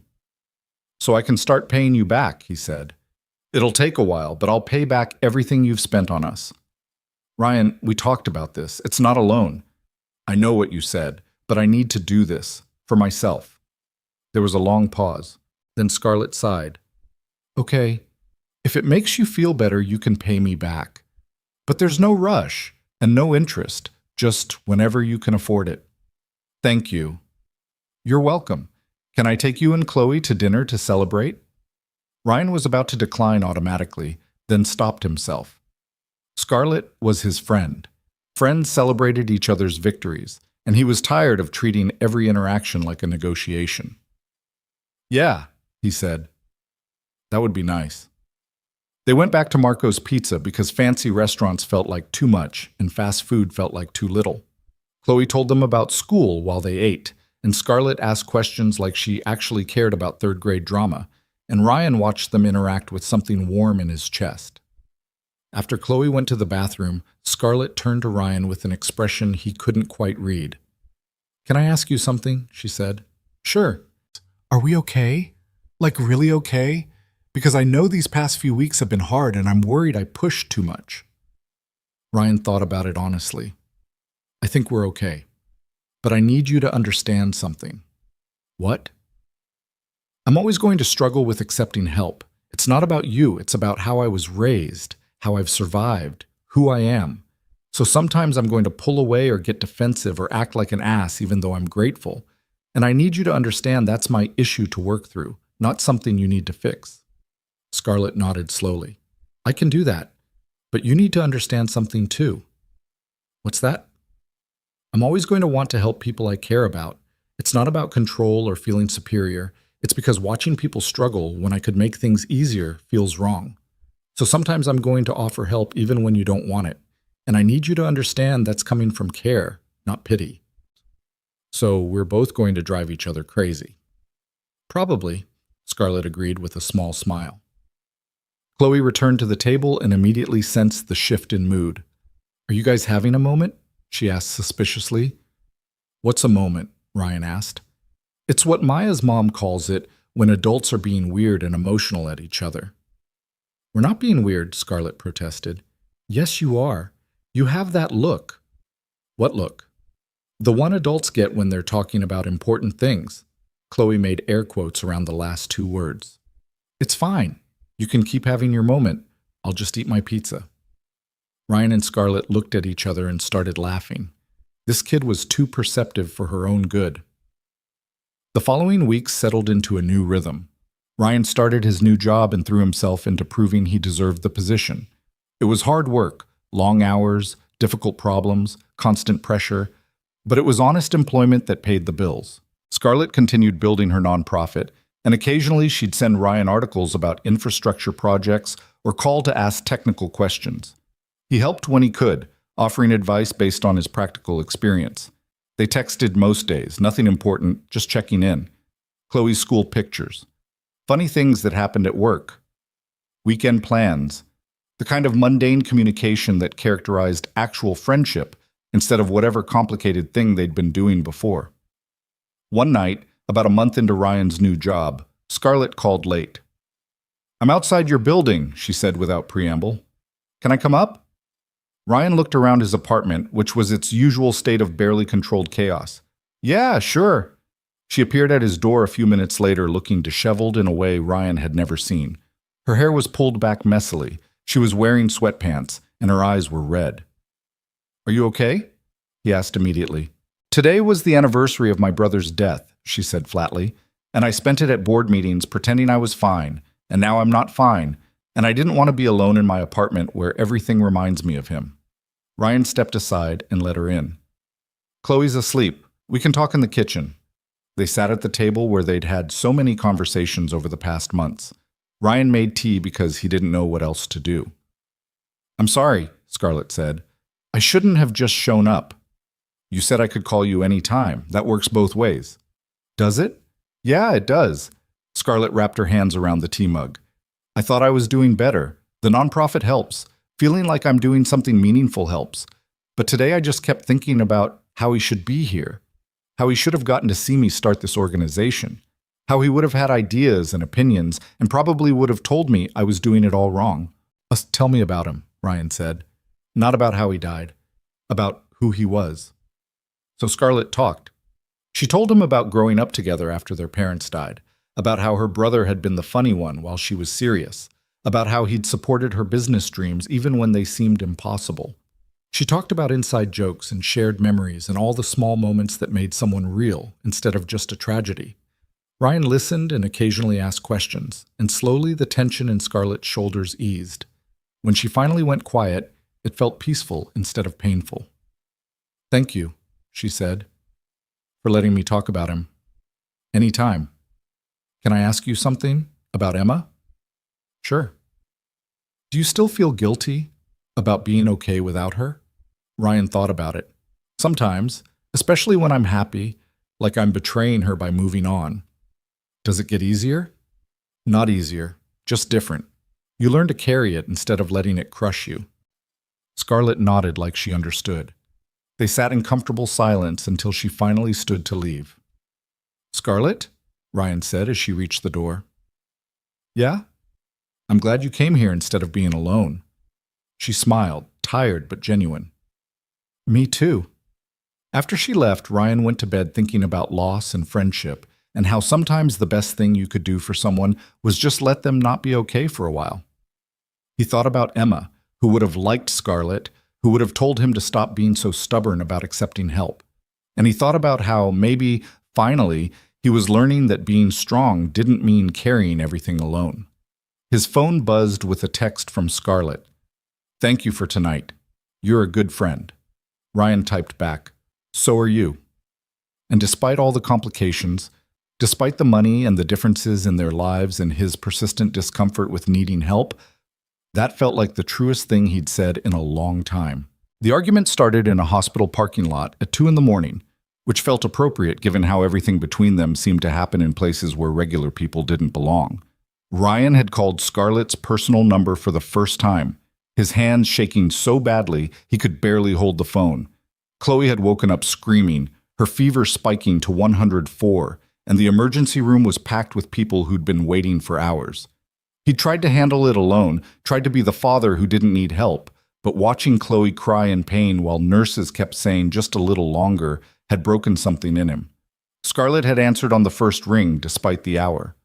"I'm on my way," she'd said before he'd even finished explaining. 20 minutes later, she'd walk through those emergency room doors like she owned the place, which Ryan learned later she technically did through some complicated series of investments he didn't understand. Within 5 minutes, Chloe had been taken back to a room. Within 10, a doctor was examining her. Scarlett had made exactly 2 phone calls, and suddenly, the hospital that couldn't find staff was fully attentive. That's what led to Ryan standing in the parking lot now, 3 hours later, with Chloe finally sleeping peacefully after being diagnosed with a severe ear infection and pumped full of antibiotics. Scarlett had stayed the entire time, sitting in uncomfortable plastic chairs, making sure they had everything they needed. And Ryan couldn't decide if he was grateful or furious. "You can't just do that," he said, keeping his voice low so he wouldn't wake Chloe in the truck behind him. "Do what?" Scarlett asked. She looked exhausted, still wearing the sweatpants and oversized hoodie she'd clearly thrown on when he called. "Show up and throw your weight around. Make phone calls that get us special treatment. That's not how the world works for normal people." "I know that. That's exactly why I did it. But it's not fair to everyone else who's still waiting." "You're right. It's not fair. Nothing about our healthcare system is fair, but your daughter was in pain and I had the ability to help, so I did." Scarlett's jaw tightened. "Are you seriously angry at me for making sure Chloe got medical attention?" "I'm angry that you made me need you," Ryan shot back. "I called you because I was desperate, and you showed up and fixed everything, and now I'm standing here realizing I can't do this without you. And that terrifies me." Scarlett took a step back like he'd slapped her. "You don't need me. You're doing fine on your own." "I'm not doing fine. I'm drowning. And you keep throwing me life preservers. And every time I grab one, I lose a little more of myself." "That's not what I'm trying to do." "But it's what's happening." Ryan ran his hand through his hair. 3 months ago, I didn't know you existed. Now you've paid off my debt, fixed my truck, gotten my daughter immediate medical care, and probably a dozen other things I don't even know about. How am I supposed to feel like an equal when you can solve all my problems with a phone call?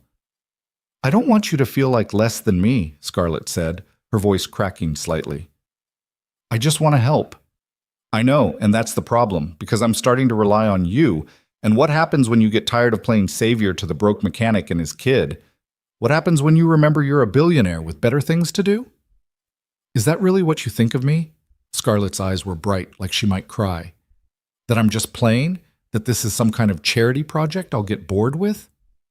I don't know what to think anymore. They stood in the harsh fluorescent light of the parking lot, the space between them feeling wider than it had in weeks. Finally, Scarlett spoke, her voice barely above a whisper. You want to know the truth? I'm terrified too, because you and Chloe are the only things that have felt real to me since my brother died. Every morning I wake up and the first thing I think about is whether you might need something, whether Chloe's okay, whether I'll get to see you both that day. And yeah, I use my money to help because that's the only thing I know how to do. But it's not about power or control. It's about the fact that I can't stand watching people I care about struggle when I have the ability to make it easier. But that's just it, Ryan said. You care about us, but I don't know why. What are we to you, a redemption project? A way to feel less guilty about having so much money? Scarlett flinched. That's not fair. Neither is any of this. You're right. Nothing about this situation is fair, but I'm not going to apologize for caring about you. Her voice hardened slightly. You called me tonight. You needed help, and you reached out. So either we're friends who help each other, or we're not. You don't get to accept my help and then throw it back in my face when you're feeling guilty about needing it. Ryan wanted to argue, but she was right. He'd called her. He'd asked for help. And she'd shown up without hesitation, without judgment, without making him feel small for needing her. I'm sorry, he said finally. You didn't deserve that. No, I didn't. Scarlett wrapped her arms around herself. But I get it. You're scared of depending on someone. I am too. Every time I let myself care about someone, they leave. My parents died. My brother died. So yeah, I understand being terrified of needing people. They stood there in silence, two broken people trying to figure out how to be less broken together. After a moment, Ryan stepped closer. I don't want to push you away, he admitted, but I don't know how to do this. How to accept help without losing myself. Then we figure it out together. Scarlett met his eyes. But you have to stop assuming I'm going to leave. I'm here because I want to be, not because I'm obligated or because it makes me feel good about myself. I'm here because you and Chloe matter to me, okay? Ryan nodded slowly. Okay. And for the record, you're not drowning. You're one of the strongest people I've ever met. You work impossible hours, raise an incredible daughter alone, and somehow manage to be kind even when life keeps kicking you. That's not drowning. That's surviving. And there's no shame in letting someone help you survive a little easier. Ryan felt something tight in his chest loosen slightly. Thank you for tonight, for all of it. You're welcome. Scarlett glanced at the truck where Chloe was sleeping. She's going to be okay? Yeah, the doctor said the infection was bad, but the antibiotics should handle it. She needs to rest for a few days. Take time off work. I'll cover whatever you lose in wages. Scarlett, I'm not offering charity.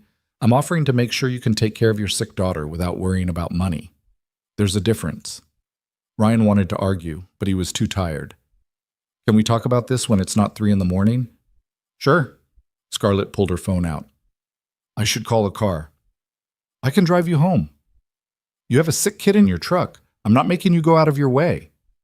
You came all the way here at 2 a.m. The least I can do is give you a ride. Scarlett looked like she might argue, but then she just nodded. Okay. They drove through empty streets, the city feeling like a different place at this hour. Chloe slept in the back seat, her breathing finally even and peaceful. Scarlett gave Ryan directions to a high-rise building in a neighborhood where the average apartment probably cost more than Ryan would make in a lifetime. This is it, Scarlett said as they pulled up. A doorman immediately appeared, ready to open doors and assist with whatever rich people needed at 3 a.m. Scarlett? Ryan said before she could get out. Yeah? I'm sorry. for earlier, for making this harder than it needs to be. You don't have to apologize for having feelings. She smiled tiredly. But maybe next time we can have our existential crisis about friendship during normal hours. Deal. She climbed out, then leaned back in. Take care of her, and yourself. I'll check in tomorrow. Ryan watched her disappear into the building, then drove home with too many thoughts racing through his head. He carried Chloe upstairs, got her settled in bed with medication and water nearby, and finally collapsed on the couch around 4 a.m. His phone buzzed. A text from Scarlett. Made it up okay. Thank you for the ride and for trusting me tonight. That meant more than you know. Ryan stared at the message for a long time before responding. Thank you for coming. You're right. We're friends. I need to start acting like it. The response came immediately. We both do. Get some sleep. Ryan set an alarm and closed his eyes, exhausted in a way that went beyond just physical tiredness. But underneath the exhaustion was something else. Something that felt almost like hope. The next morning, Ryan called his supervisor to explain the situation. Before he could ask about taking time off, his supervisor cut him off. Already handled, the man said. Got a call this morning from corporate HR. You've got paid medical leave for the next week. Said it was some new emergency family care policy. Ryan closed his eyes. Let me guess. This policy was just implemented? Yeah, actually, yesterday. Weird timing, right? Yeah, weird. After hanging up, Ryan called Scarlett. She answered, sounding much more awake than she had any right to be. Did you create a new company policy just to give me paid leave? He asked. I created a company policy that gives all employees with sick children paid leave, Scarlett corrected. You're just the first person to benefit from it. That's not what I asked. Fine. Yes. I may have called the CEO of your company at 7 this morning and strongly suggested they implement better family medical leave policies. And I may have implied that Vail Industries would look unfavorably on any future contracts with companies that don't support working parents. Scarlett, before you get mad, just know that this policy is going to help hundreds of employees, not just you. You're not getting special treatment. You're just the reason I noticed the problem in the first place. Ryan didn't know what to say. She'd changed company policy to help him, but she'd done it in a way that helped everyone. It should have felt manipulative, but instead it just felt thoughtful. Thank you, he said finally. You're welcome. How's Chloe? Still sleeping. Fever's down, though. Good. Let me know if you need anything, and I mean anything. I will. He spent the next week taking care of Chloe, who milked the sick status for everything it was worth. Scarlett called every day to check in, sometimes stopping by with soup or books or movies she thought Chloe would like. She never stayed long, never made it feel like an intrusion, just showed up and proved she meant what she said about being there. By the time Chloe was well enough to go back to school, something had shifted between Ryan and Scarlett. The tension from the hospital parking lot had faded, replaced by something easier. They texted throughout the day about nothing important. She sent him articles about generator maintenance she thought were interesting. He sent her pictures of things Chloe drew. It felt normal in a way Ryan hadn't expected. 2 weeks after the hospital incident, Scarlett called with a different kind of question. Are you sitting down? She asked. Should I be? Probably. I have a proposition for you, and I need you to hear me out before you say no. Ryan sat down on his couch, immediately suspicious. What kind of proposition? Vail Industries just finalized the sale. I'm no longer CEO, no longer on the board, completely out of the company I built. I'm sorry, that must be hard. It's weird, Scarlett admitted, but also kind of freeing. Which brings me to why I'm calling. I've decided to start something new, a nonprofit organization focused on emergency infrastructure in underserved communities, backup power systems for hospitals, communication networks for disaster zones, that kind of thing. Real work that actually helps people instead of just making rich people richer. That sounds amazing. I want you to run it. Ryan almost dropped the phone. What? Not right away, Scarlett continued quickly. I know you'd need training, certifications, probably to finish your engineering degree, but I've been researching your field, and you have 10 years of hands-on experience that most engineers with fancy degrees don't have. You understand power systems in a practical way that matters. And more importantly, you understand what it means to be on the receiving end of infrastructure that fails when you need it most. Scarlett, I'm a technician. I fix generators. I don't run organizations. Neither did I when I started. I was a 20-year-old with a basic business degree and an idea. I figured it out. You can too. This is crazy. Probably. But will you at least think about it? Ryan's mind was racing. The salary she was probably talking about would change everything. Chloe could go to any school she wanted. They could move to a better neighborhood.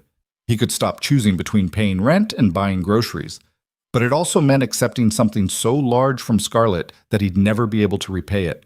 It meant their relationship fundamentally shifting in a way he wasn't sure he was ready for. "What's the salary?" he asked, because he needed to know exactly how much he was turning down. Scarlett named a number that made Ryan's vision blur. It was more than triple what he made now, more than he'd ever imagined making in his life. "That's insane," he managed. "That's market rate for a director of operations at a nonprofit of this size. Actually, it's slightly below market rate, but I figured you'd argue if I went higher." "I need to think about this." "Of course, take all the time you need." After hanging up, Ryan sat staring at the wall for a long time. Chloe came home from school and found him still sitting there. "Dad? You okay?" "Yeah, baby, just thinking." "About what?" Ryan looked at his daughter, who was wearing a coat that was getting too small and shoes that would need replacing soon and carrying a backpack he'd bought at a thrift store. He thought about the opportunities he couldn't give her because money was always tight. The field trips he had to say no to, the after-school programs she'd asked about that they couldn't afford. Then he thought about accepting a job from someone he'd known for less than 2 months, no matter how much he'd come to care about her. About what it would mean if things went wrong between them. About whether he was making a smart decision or just desperately grasping at the first lifeline thrown his way. "Just some work stuff," he said finally. "Nothing for you to worry about." But over the next few days, he couldn't stop thinking about it. He researched Scarlett's idea, looked up similar organizations, tried to understand if this was a real opportunity or just something she'd invented to help him without making it obvious. Everything he found suggested it was legitimate. There was a genuine need for the kind of infrastructure work she was describing. Organizations already existed doing similar things, just not at the scale or with the funding Scarlett could provide. A week later, he called her back. "I have conditions," he said without preamble. "Okay." Scarlett sounded cautious but hopeful. "First, I need to earn this position, not just be handed it because we're friends. That means training, education, proving I can actually do the job." "Agreed." "Second, you don't get to give me special treatment. If I screw up, you call me on it. If I'm not qualified for something, you hire someone who is. This has to be professional." "Of course." "Third, we need clear boundaries between our personal relationship and work. I don't want Chloe to feel like our friendship is contingent on me taking this job." "I would never do that," Scarlett said, sounding hurt. "I know you wouldn't mean to, but things get complicated. I need to know that if this doesn't work out professionally, we're still okay personally." There was a pause. Then Scarlett said quietly, "Ryan, you and Chloe are my family, the only family I have left. Nothing about a job is going to change that. If you take this position and decide you hate it, if you quit on day one, if it's a complete disaster, you're still my family. That doesn't go away." Ryan felt his throat tighten. "You mean that?" "I've never meant anything more in my life." "Then okay, let's do this." He could hear Scarlett smile through the phone. "Yeah?" "Yeah, but I want to start slow. Part-time while I keep my current job, at least until I've completed whatever training I need. I'm not putting all my eggs in one basket until I know I can actually do this." "That's smart. We can work with that." Scarlett was clearly excited now. "I'll set up meetings with some engineers I know. Get you enrolled in the certification programs you'll need. Oh, and there's a conference next month on emergency power systems in developing countries. You should come with me." "Miss Scarlett, slow down. Let me tell my boss I'm leaving first." "Right, sorry. I'm just excited." "Me too," Ryan admitted, "and terrified." "That's how you know it's worth doing." Ryan spent the next week giving notice at his current job, explaining to Chloe what was happening and trying to wrap his head around the fact that his life was about to change completely. His supervisor was disappointed to lose him, but understanding. His coworkers threw him a small goodbye party in the break room with cheap beer and a cake from the grocery store. "You're really doing it," his supervisor said, clapping him on the shoulder. "Moving up in the world." "Just trying something new," Ryan said, uncomfortable with the attention. "That Vale woman, she's the one who set this up?" "Yeah." "She your girlfriend?" Ryan almost choked on his beer.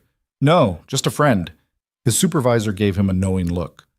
"Sure, friend. Well, good luck with your friend and her billion-dollar nonprofit." Ryan didn't bother correcting him. Let them think whatever they wanted. The truth was complicated enough without trying to explain it to people who wouldn't understand. His first day at the new job was terrifying. The office was in a renovated building downtown, all glass and modern design, with a staff of 12 people Scarlett had already hired. She introduced him to everyone, including the woman who would be his direct supervisor during the training period. A no-nonsense engineer named Patricia, who'd spent 20 years working on infrastructure projects in disaster zones.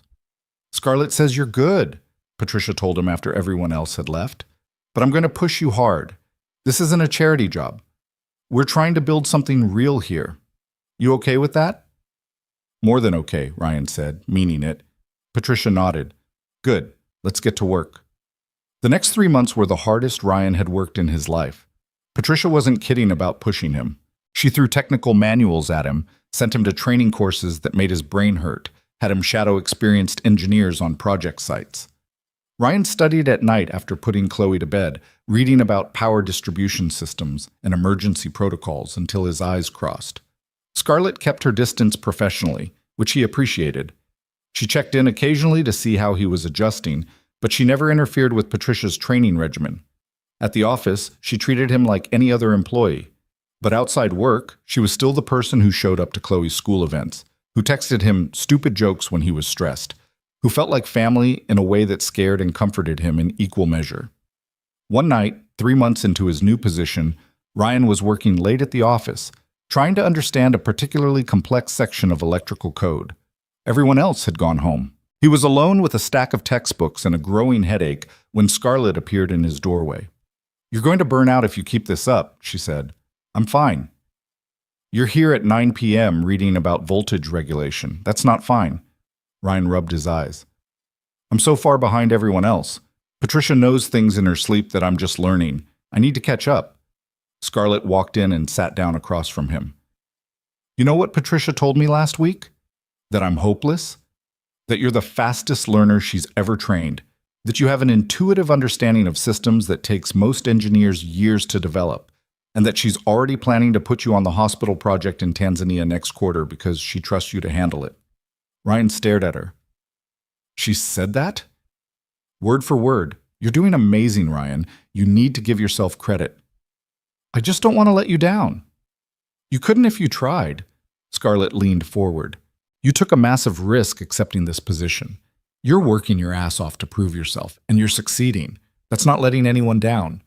But if I fail, then you fail, and we figure out what comes next. But you're not going to fail." She smiled. "And even if you did, you'd still be family. Remember?" Ryan felt some of the tension leave his shoulders. "Yeah, I remember." "Good. Now go home. Spend time with your daughter. The voltage regulation will still be here tomorrow." He packed up his books and they walked out together. In the elevator, Scarlett spoke again. "There's something else I wanted to talk to you about." "What's that?"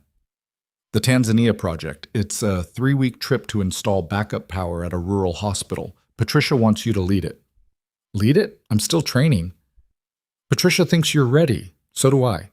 Ryan's heart started racing. "That's a huge responsibility." "It is, and you can absolutely say no if you're not comfortable. But I've seen your work over the past few months. You're ready for this." They reached the parking garage. Ryan unlocked his truck, which ran better than ever thanks to the mechanic Scarlett had called months ago. "When would it be?" he asked. 6 weeks from now. You'd leave on a Wednesday, be back before Chloe's winter break." Ryan thought about his daughter, who'd been so excited about his new job, who'd started telling people her dad was going to help hospitals in other countries. She'd miss him for 3 weeks, but she'd also be proud of him. "Okay," he said. "I'll do it."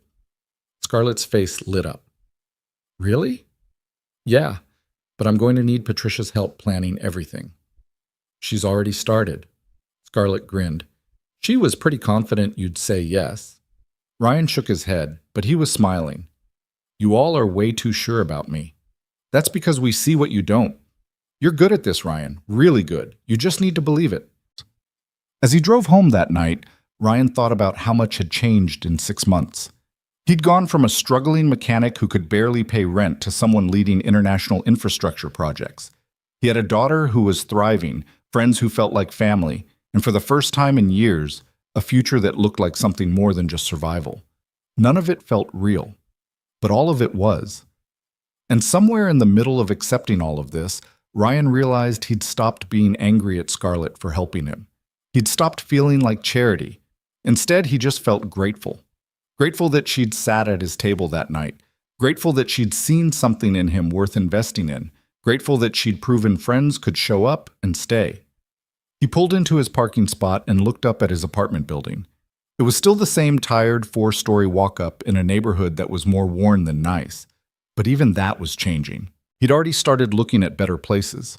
Apartments where Chloe could have her own room, where the heat worked reliably, where he didn't have to worry about whether the front door lock would hold. Next month, they'd move. And the month after that, he'd get on a plane to Tanzania to do work that actually mattered.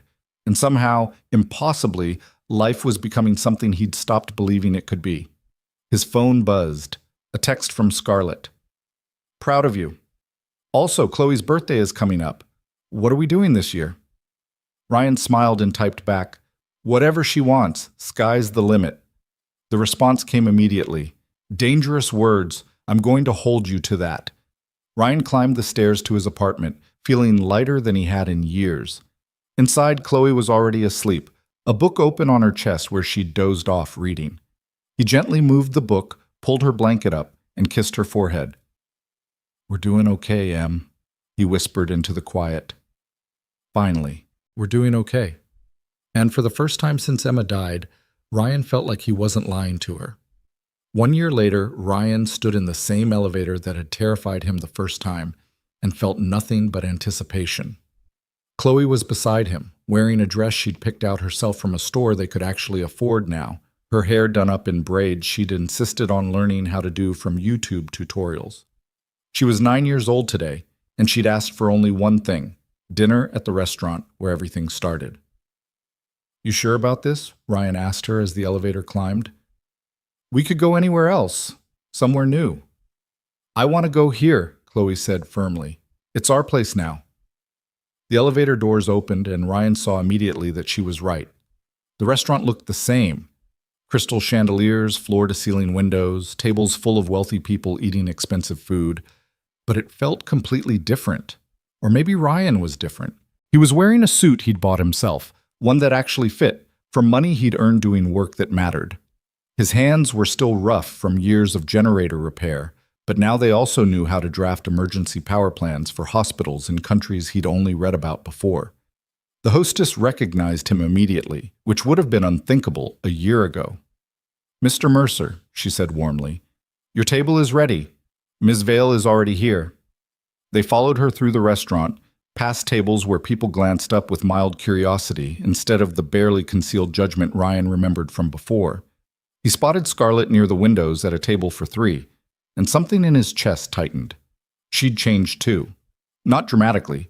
She was still elegant and polished in a way Ryan would never quite manage, but there was something softer about her now.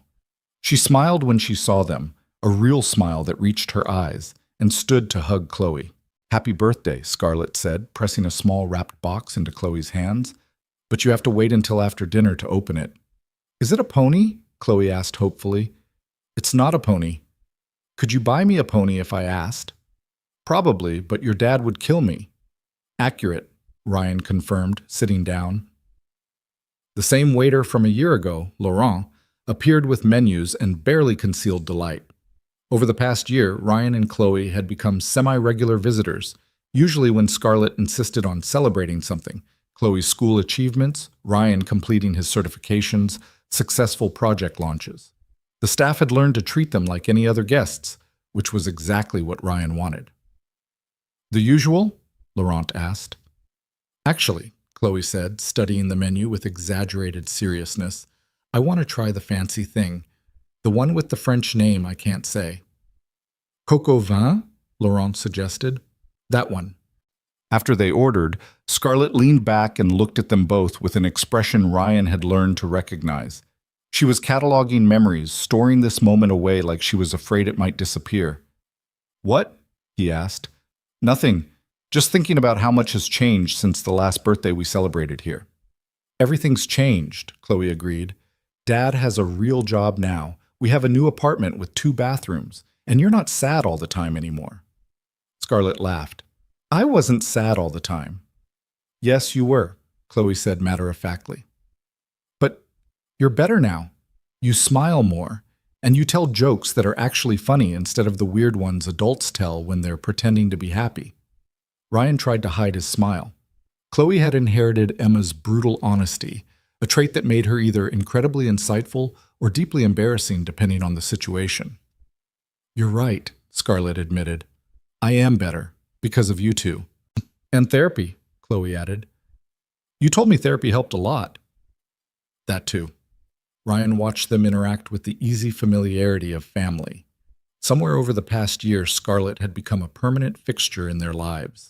She came to Chloe's soccer games, helped with homework when Ryan was traveling for work, showed up for dinner at their new apartment at least twice a week, with takeout and stories about whatever crisis was currently unfolding at the nonprofit.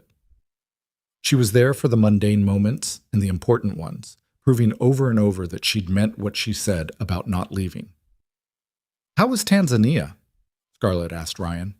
He'd gotten back 2 days ago from his 3rd trip to the rural hospital project. Good. The backup system is fully operational now. They've already had 2 power outages where it kicked in automatically. Probably saved lives. Definitely saved lives, Scarlett corrected.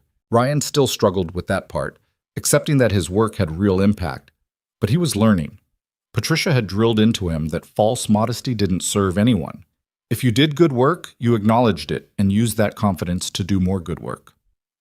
The hospital administrator asked if we'd consider expanding to 2 other facilities in the region, Ryan continued.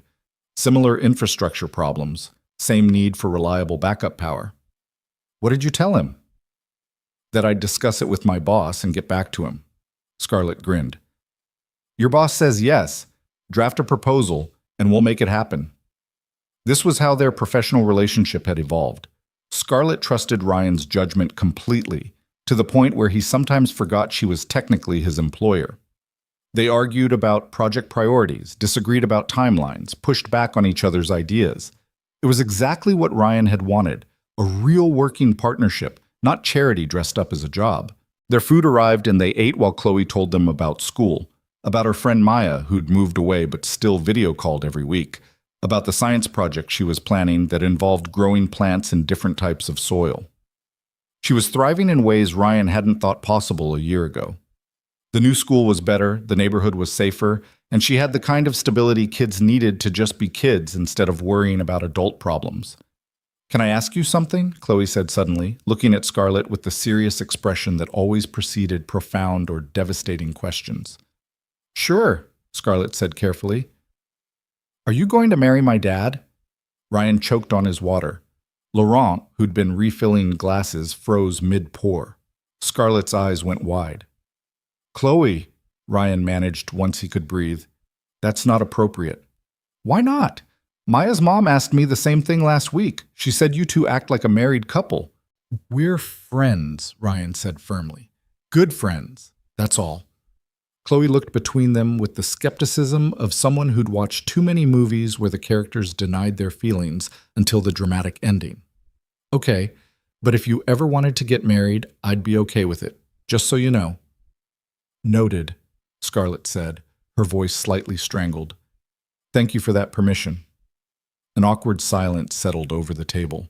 Ryan could feel heat creeping up his neck. In a year of friendship, they'd never discussed the fact that sometimes, especially lately, the line between friendship and something else felt blurry. They'd never addressed the way Scarlett's hand would rest on his shoulder a beat too long, or how Ryan's pulse would quicken when she walked into a room, or the fact that they talked every single day and neither of them seemed to find that excessive. Laurent saved them by returning with dessert, an elaborate chocolate creation with sparklers that made Chloe forget all about her previous line of questioning. She made a wish and blew them out, while other diners watched and smiled. "What did you wish for?" Scarlett asked. "Can't tell, or it won't come true," Chloe said seriously. "But it was good." After dessert, Scarlett pulled out her gift. Chloe tore into the wrapping to find a beautiful leather journal with her initials embossed on the cover. "For your writing," Scarlett explained, "your dad told me you've been working on stories." "They're not very good," Chloe said, but she was already flipping through the blank pages with reverence. "They don't have to be good. They just have to be yours." Chloe threw her arms around Scarlett's neck. "Thank you. This is perfect." Ryan watched them and felt an ache in his chest that wasn't quite pain. Emma should have been here for this. Should have seen their daughter growing up confident and happy. Should have been the one giving thoughtful gifts and celebrating birthdays. But Emma wasn't here, and Scarlett was, and life had handed them this strange second chance at family that none of them had been looking for. After dinner, they walked out together into the Chicago night. The city sparkled below them, bright and loud and full of possibilities. Ryan's truck was in the same parking lot where it had broken down a year ago, but this time it started immediately. "Can Scarlett come over?" Chloe asked as Ryan buckled her in. "It's late, baby. She probably has things to do." "I don't, actually," Scarlett said. "I'd love to come over if that's okay." So they drove to the apartment Ryan and Chloe had moved into 6 months ago. It was in a better neighborhood, with actual heat and working plumbing and neighbors who weren't dealing drugs in the stairwell. Chloe had her own room, decorated with posters and books and the accumulated treasures of childhood. Ryan had a real bedroom instead of the couch. The kitchen had appliances that all functioned. It wasn't fancy, but it was theirs, and that made it perfect. Chloe showed Scarlett her room, proudly displaying the changes since Scarlett's last visit. New curtains, a bookshelf Ryan had built himself, drawings covering one entire wall. Then she changed into pajamas and insisted Scarlett read her a bedtime story from one of the books she'd been given for her birthday. Ryan stood in the doorway, watching Scarlett sit on the edge of Chloe's bed, reading with funny voices that made his daughter giggle. This had become routine over the past year. Scarlett folding herself seamlessly into their lives, being present without being intrusive, loving Chloe in a way that felt natural and right. When Chloe finally fell asleep, Scarlett carefully extracted herself and followed Ryan to the living room. He offered her coffee, which she accepted, and they sat on the couch that was actually comfortable instead of the torture device from the old apartment. "She really loves you," Ryan said. "I love her too." Scarlett wrapped her hands around the coffee mug. "Both of you, you know that, right?" "Yeah, I know." They sat in comfortable silence for a moment. Then Scarlett spoke again, her voice quiet. "Can we talk about what Chloe asked at dinner?" Ryan's stomach dropped. "We don't have to." "I think we do, because she's not entirely wrong." Ryan looked at her. Scarlett was staring into her coffee like it might have answers written in the foam. "What do you mean?" he asked carefully. "I mean that somewhere in the past year my feelings have gotten complicated. And I've been ignoring them because I didn't want to mess up what we have. But after tonight, after watching you both and realizing how much you mean to me, I think I need to be honest." Ryan's heart was pounding. "Honest about what?" Scarlett finally looked up at him. "I'm in love with you. And I have been for months, maybe longer.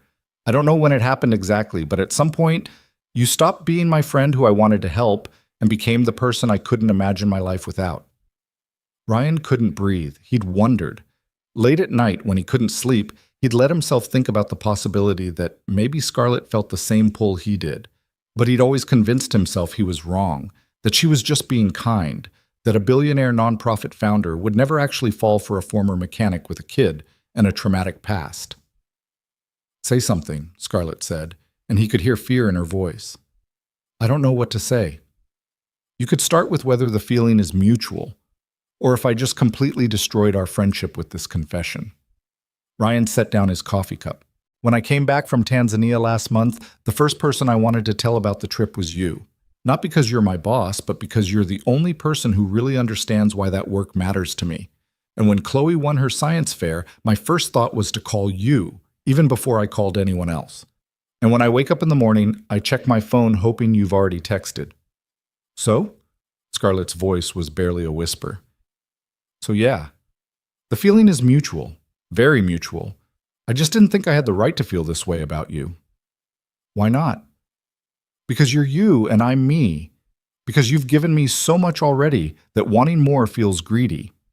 Because the last time I loved someone, I lost her, and I'm terrified of going through that again. Scarlett set down her own mug and moved closer. I can't promise nothing bad will ever happen. Neither of us can. But I can promise that I'm not going anywhere by choice. You and Chloe, you're my family. You're what I want to wake up to every morning, and I'm tired of pretending that's not what this is. Ryan felt something crack open in his chest, something that had been locked down tight since Emma died. I'm tired of pretending too. So what do we do about it? I have no idea. I haven't done this in 12 years. I don't remember how to date. And with Chloe involved, everything gets more complicated. Then we figure it out together, like we've figured everything else out. Scarlett reached for his hand. We can go slow. We don't have to change anything right away. Just acknowledge that this is more than friendship and see where it goes. Ryan looked at their joined hands and felt terror and hope in equal measure. Okay, but we need rules. What kind of rules? Chloe comes first, always. If this doesn't work out, we don't let it affect her. We stay friends for her sake no matter what. Agreed. What else? We're honest with each other, about everything. No hiding feelings to avoid conflict. That works both ways. You have to tell me when I'm being overbearing or when my money makes you uncomfortable. And you have to tell me when I'm being stubborn or when my pride is getting in the way. Scarlett smiled. Deal. Any other rules? Ryan thought about it. Just one. We don't rush this. We've built something really good here. I don't want to mess it up by moving too fast. Slow works for me. They sat there holding hands, both terrified and excited about what this meant. After a while, Scarlett leaned her head on Ryan's shoulder. Can I ask you something? She said. Sure. Do you think Emma would be okay with this? With us? It was the question Ryan had been avoiding asking himself. He thought about his wife, who'd loved generously and believed in second chances, who'd always told him that life was too short to let fear make decisions. Yeah, he said finally. I think she'd tell me I was an idiot for waiting so long. And she'd probably love you for taking care of us. I hope so. I'd like to think she'd approve. She would. Ryan squeezed Scarlett's hand. She really would. They stayed on the couch talking until after midnight, figuring out what this new phase of their relationship might look like. They decided not to tell Chloe anything yet, not until they were sure this was going somewhere. They'd keep things professional at work, keep their personal lives separate from business decisions. They'd take it day by day and see what developed. When Scarlett finally left, Ryan walked her to her car. At the door, she turned to face him. Thank you, she said, for taking a chance on this. On us. Thank you for being patient with me, for understanding that I needed time. I would have waited forever if that's what it took. Ryan leaned in slowly, giving her time to back away if she wanted. She didn't. Their first kiss was gentle and tentative, both of them hyper-aware that this moment changed everything. When they pulled apart, Scarlett was smiling. That was worth waiting for, she said. Yeah, it really was. Ryan watched her drive away, then went back inside to check on Chloe. She was still sleeping peacefully, her new journal on the nightstand beside her. He kissed her forehead and whispered the same thing he'd been saying for 3 years. We're doing okay, Em. Better than okay. We're actually happy. And this time, he didn't feel guilty saying it. The next 6 months were an exercise in learning how to build something new while honoring what came before. Ryan and Scarlett dated in the way two people with full lives and complicated histories dated. Stolen moments between work obligations, late-night phone calls when they couldn't sleep, dinners where they talked about everything and nothing. They kept it from Chloe initially, not out of shame but out of caution, wanting to be sure before they introduced this new dynamic. But kids weren't stupid, and Chloe figured it out within 3 weeks. You're dating, she announced one morning over breakfast, looking at Ryan with the expression of someone who'd solved a particularly satisfying mystery. What makes you say that? Ryan asked, trying to sound casual. You keep texting and smiling at your phone. And last week when Scarlett came over, you held hands when you thought I wasn't looking. And you both get weird when I talk about relationships. Ryan set down his coffee. Okay, yeah, we're dating. How do you feel about that? Chloe shrugged. I already told you I'd be okay with it. I like Scarlett. She makes you happy, and she makes me happy, so why wouldn't I want you to date? It's not that simple, baby. Dating someone when you have a kid means the kid gets affected too. If things don't work out, they'll work out, Chloe interrupted with the absolute certainty of childhood. You're both too stubborn to quit once you decide to do something. You'll figure it out. Ryan hoped she was right. Over the following months, they built a new kind of normal. Scarlett came over more often, stayed later, became part of their daily routine in a way that felt right. They had their first fight, about money, inevitably, and learned how to work through conflict without destroying what they'd built. They celebrated holidays together, including Thanksgiving, where Scarlett insisted on cooking and nearly set Ryan's kitchen on fire trying to make stuffing. I built $1 billion company, but I can't figure out how to cook a turkey, she'd said, staring at the smoke detector she'd triggered. Different skill sets, Ryan had assured her, taking over kitchen duties while Scarlett and Chloe set the table. Work continued to grow. The nonprofit expanded to 12 countries, providing emergency infrastructure to communities that desperately needed it. Ryan led more projects, hired talented engineers, built systems that saved lives in ways he'd never imagined possible when he was fixing generators at 3 a.m. Patricia promoted him to senior director, which came with more responsibility and more stress and more satisfaction than anything he'd done before. And through all of it, Scarlett was there, not as his boss, but as his partner. They kept work and personal life separate in the ways that mattered, but they also supported each other in ways that made both aspects of life better. She understood why a project failure could ruin his week. He understood why board meetings left her drained and frustrated. They held each other up when things got hard and celebrated together when things went right. Chloe thrived in ways that made Ryan's chest ache with gratitude. She made friends easily at her new school, excelled in her classes, developed interests and hobbies and dreams that had nothing to do with surviving and everything to do with living. She talked about becoming an engineer like her dad, or maybe a writer, or possibly a veterinarian. The point was, she had options now, possibilities, a future that wasn't limited by poverty and trauma. One evening, about 8 months after that second birthday dinner, Ryan was helping Chloe with homework when she asked a question that stopped him cold. Dad, is it okay if I start thinking of Scarlett as my mom? Ryan's pen froze mid-word. What? I know she's not my real mom. My real mom died and I still remember her, but Scarlett does mom things. She comes to my school stuff and helps with homework and makes sure I eat vegetables. And I love her like I think I'd love a mom if I had one. Ryan's throat tightened. What brought this on? Maya asked me if Scarlett was my stepmom, and I didn't know what to say. Because you're not married, but she kind of feels like a mom anyway. Is that wrong? No, baby, that's not wrong at all. Ryan pulled Chloe into a hug.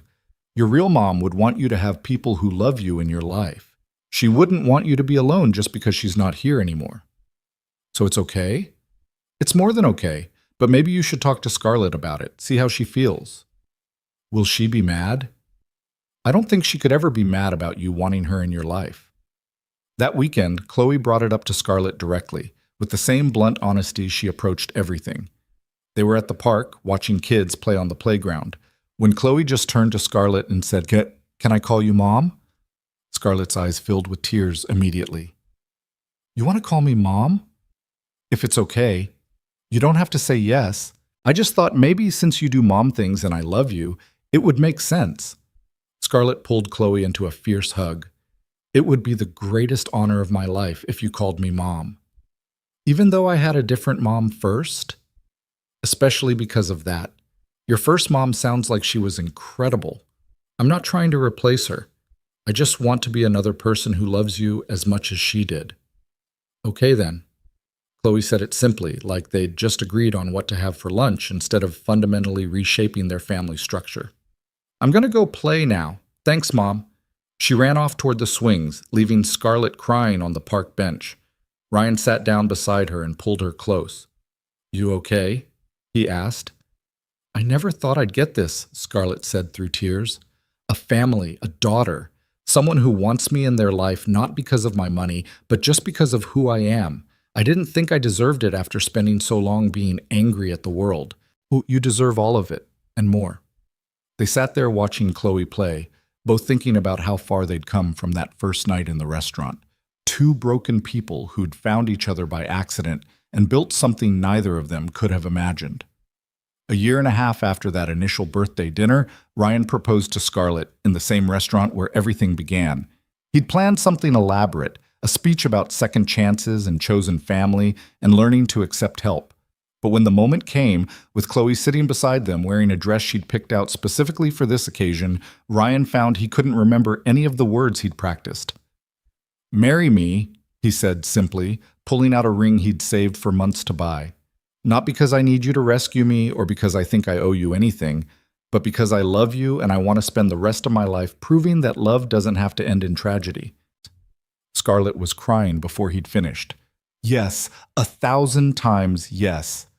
Chloe cheered loud enough that the entire restaurant turned to look. Ryan slipped the ring on Scarlett's finger. Nothing extravagant, because she'd told him she didn't want anything that would make him uncomfortable, just something simple and meaningful, and kissed her while their daughter applauded. "About time," Chloe declared. "I was starting to think I'd have to plan the proposal myself."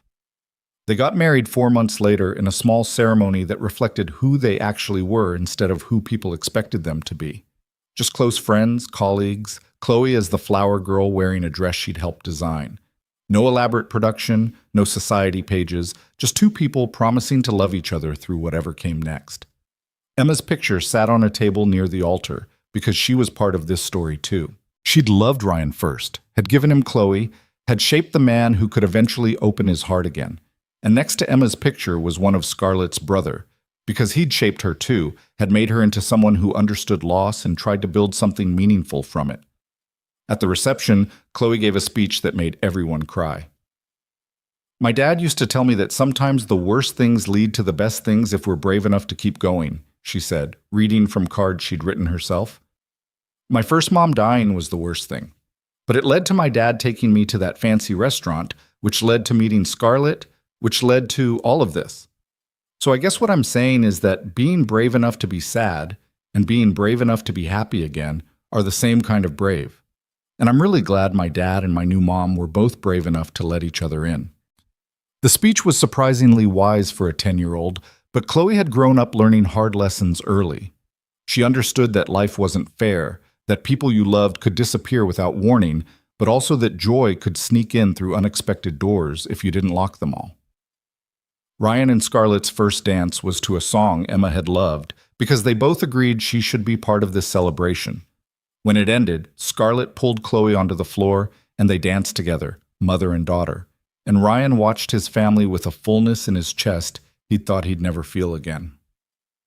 Later that night, after the wedding was over and Chloe was asleep at Scarlett's parents' friend's house for the weekend, Ryan and Scarlett sat on the balcony of their hotel room overlooking the city. "We did it," Scarlett said, leaning against him. "Did what?" "Built something real, something that matters, not just the nonprofit or the work we do, but this, us, a family that chose each other." Ryan thought about everything that had led to this moment. The birthday dinner that bankrupted him, the broken-down truck, the hospital emergency, the job offer he'd almost refused out of pride, all the small moments of letting someone help him, of accepting that needing people wasn't weakness. "You know what I think the hardest part was?" he said. "What?" "Learning that accepting help doesn't make you less, that letting someone care about you isn't giving up independence. I spent so long thinking I had to handle everything alone that I almost missed the best thing that ever happened to me." "I had to learn that too," Scarlett admitted, "that giving help isn't about power or control, that sometimes people need you not because you're rich, but because you care. That being vulnerable enough to love someone again is the bravest thing you can do." They sat in comfortable silence, watching the city lights spread out below them. Somewhere out there was the restaurant where this all started, the parking lot where Ryan's truck had broken down, the hospital where Scarlett had made calls that got Chloe immediate care, all the places that had seemed like endings but turned out to be beginnings. "Do you think they'd be proud of us?" Ryan asked. "Emma and your brother?" I think they'd be relieved, Scarlett said, that we found each other, that we stopped being so alone. Yeah, I think you're right. The truth was that grief didn't go away just because you found happiness again. Emma was still gone. Scarlett's brother was still gone. Those losses would always be part of who they were. But they'd learned something important. You could honor the people you'd lost by building a life they would have wanted for you. By loving again. By being brave enough to stay open to possibility, even when the world had proven how quickly everything could fall apart. Ryan thought about that first night, standing in the elevator terrified he didn't belong. He'd been right to be scared, not because rich people's restaurants were inherently intimidating, but because opening yourself up to connection always carried risk. You could be hurt, disappointed, left behind. But the alternative was worse. The alternative was spending your life so focused on survival that you forgot to actually live. He pulled Scarlett closer. She fit against him perfectly, like she'd been designed specifically for this purpose. Like maybe the universe, which had taken so much from both of them, had finally decided to give something back. I love you, he said. I love you too. Even though I'm terrible at accepting help, especially because of that. It means when you do accept help, I know you really need it. And I love you even though you're terrible at cooking, Scarlett laughed. We can't all be perfect. Good thing perfect is overrated. They stayed on that balcony until early morning, talking about plans for their honeymoon, about projects they wanted to launch, about Chloe's upcoming school year, and whether they should think about giving her a sibling eventually. They talked about the nonprofit expanding to 20 countries, about Ryan maybe writing a book about infrastructure in developing nations, about Scarlett potentially teaching at the university level. But mostly they just enjoyed being together. These two people who'd found each other in a fancy restaurant neither of them had really wanted to be in, who'd built friendship into family, who'd turned tragedy into purpose, who'd learned that the best things in life usually came from the moments when you were brave enough to say yes to help, to connection, to love. The sun started rising over Chicago, painting the sky in shades of orange and pink. Ryan thought about all the mornings he'd watched the sunrise alone, wondering if he'd ever feel whole again. And here he was, married to someone who understood his broken pieces because she had matching ones of her own, raising a daughter who was thriving, doing work that actually mattered. What are you thinking? Scarlett asked. That I'm really glad my truck broke down that night. She laughed. That's what you're thinking about on our wedding night? I'm thinking that every hard thing led here, that maybe we needed to break down completely before we could build something better. That's very philosophical for 6 a.m. I'm a man of hidden depths. You really are. They watched the sunrise together, neither wanting to go inside and end this perfect moment. Eventually, they'd have to return to real life, to work obligations and parenting responsibilities and all the mundane tasks that made up a life. But for now, they just existed in this space between night and day, between past and future, between who they'd been and who they were becoming. Somewhere in the city below them, another family was probably having their own crisis, their own moment of breaking down. Ryan hoped they'd be lucky enough to find someone willing to sit at their table uninvited, someone brave enough to help, someone who understood that the strongest families weren't the ones who never struggled, but the ones who struggled together and came out stronger on the other side. Because that was the real lesson, Ryan had learned. Not that you should accept help because you're weak, but that accepting help was how you became strong. Not that you had to have all the answers, but that asking questions was how you found them. Not that love would fix everything, but that love made everything worth fixing.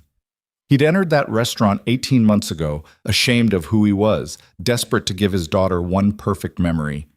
And he'd left with something so much bigger than one perfect night. He'd left with the beginning of a new life, though he hadn't known it at the time. Now, watching the sunrise with his wife while their daughter slept peacefully miles away, Ryan understood something fundamental about happiness. It didn't come from never falling apart. It came from finding people who'd help you put the pieces back together in new and better configurations. And sometimes, if you were very lucky, those people became your family.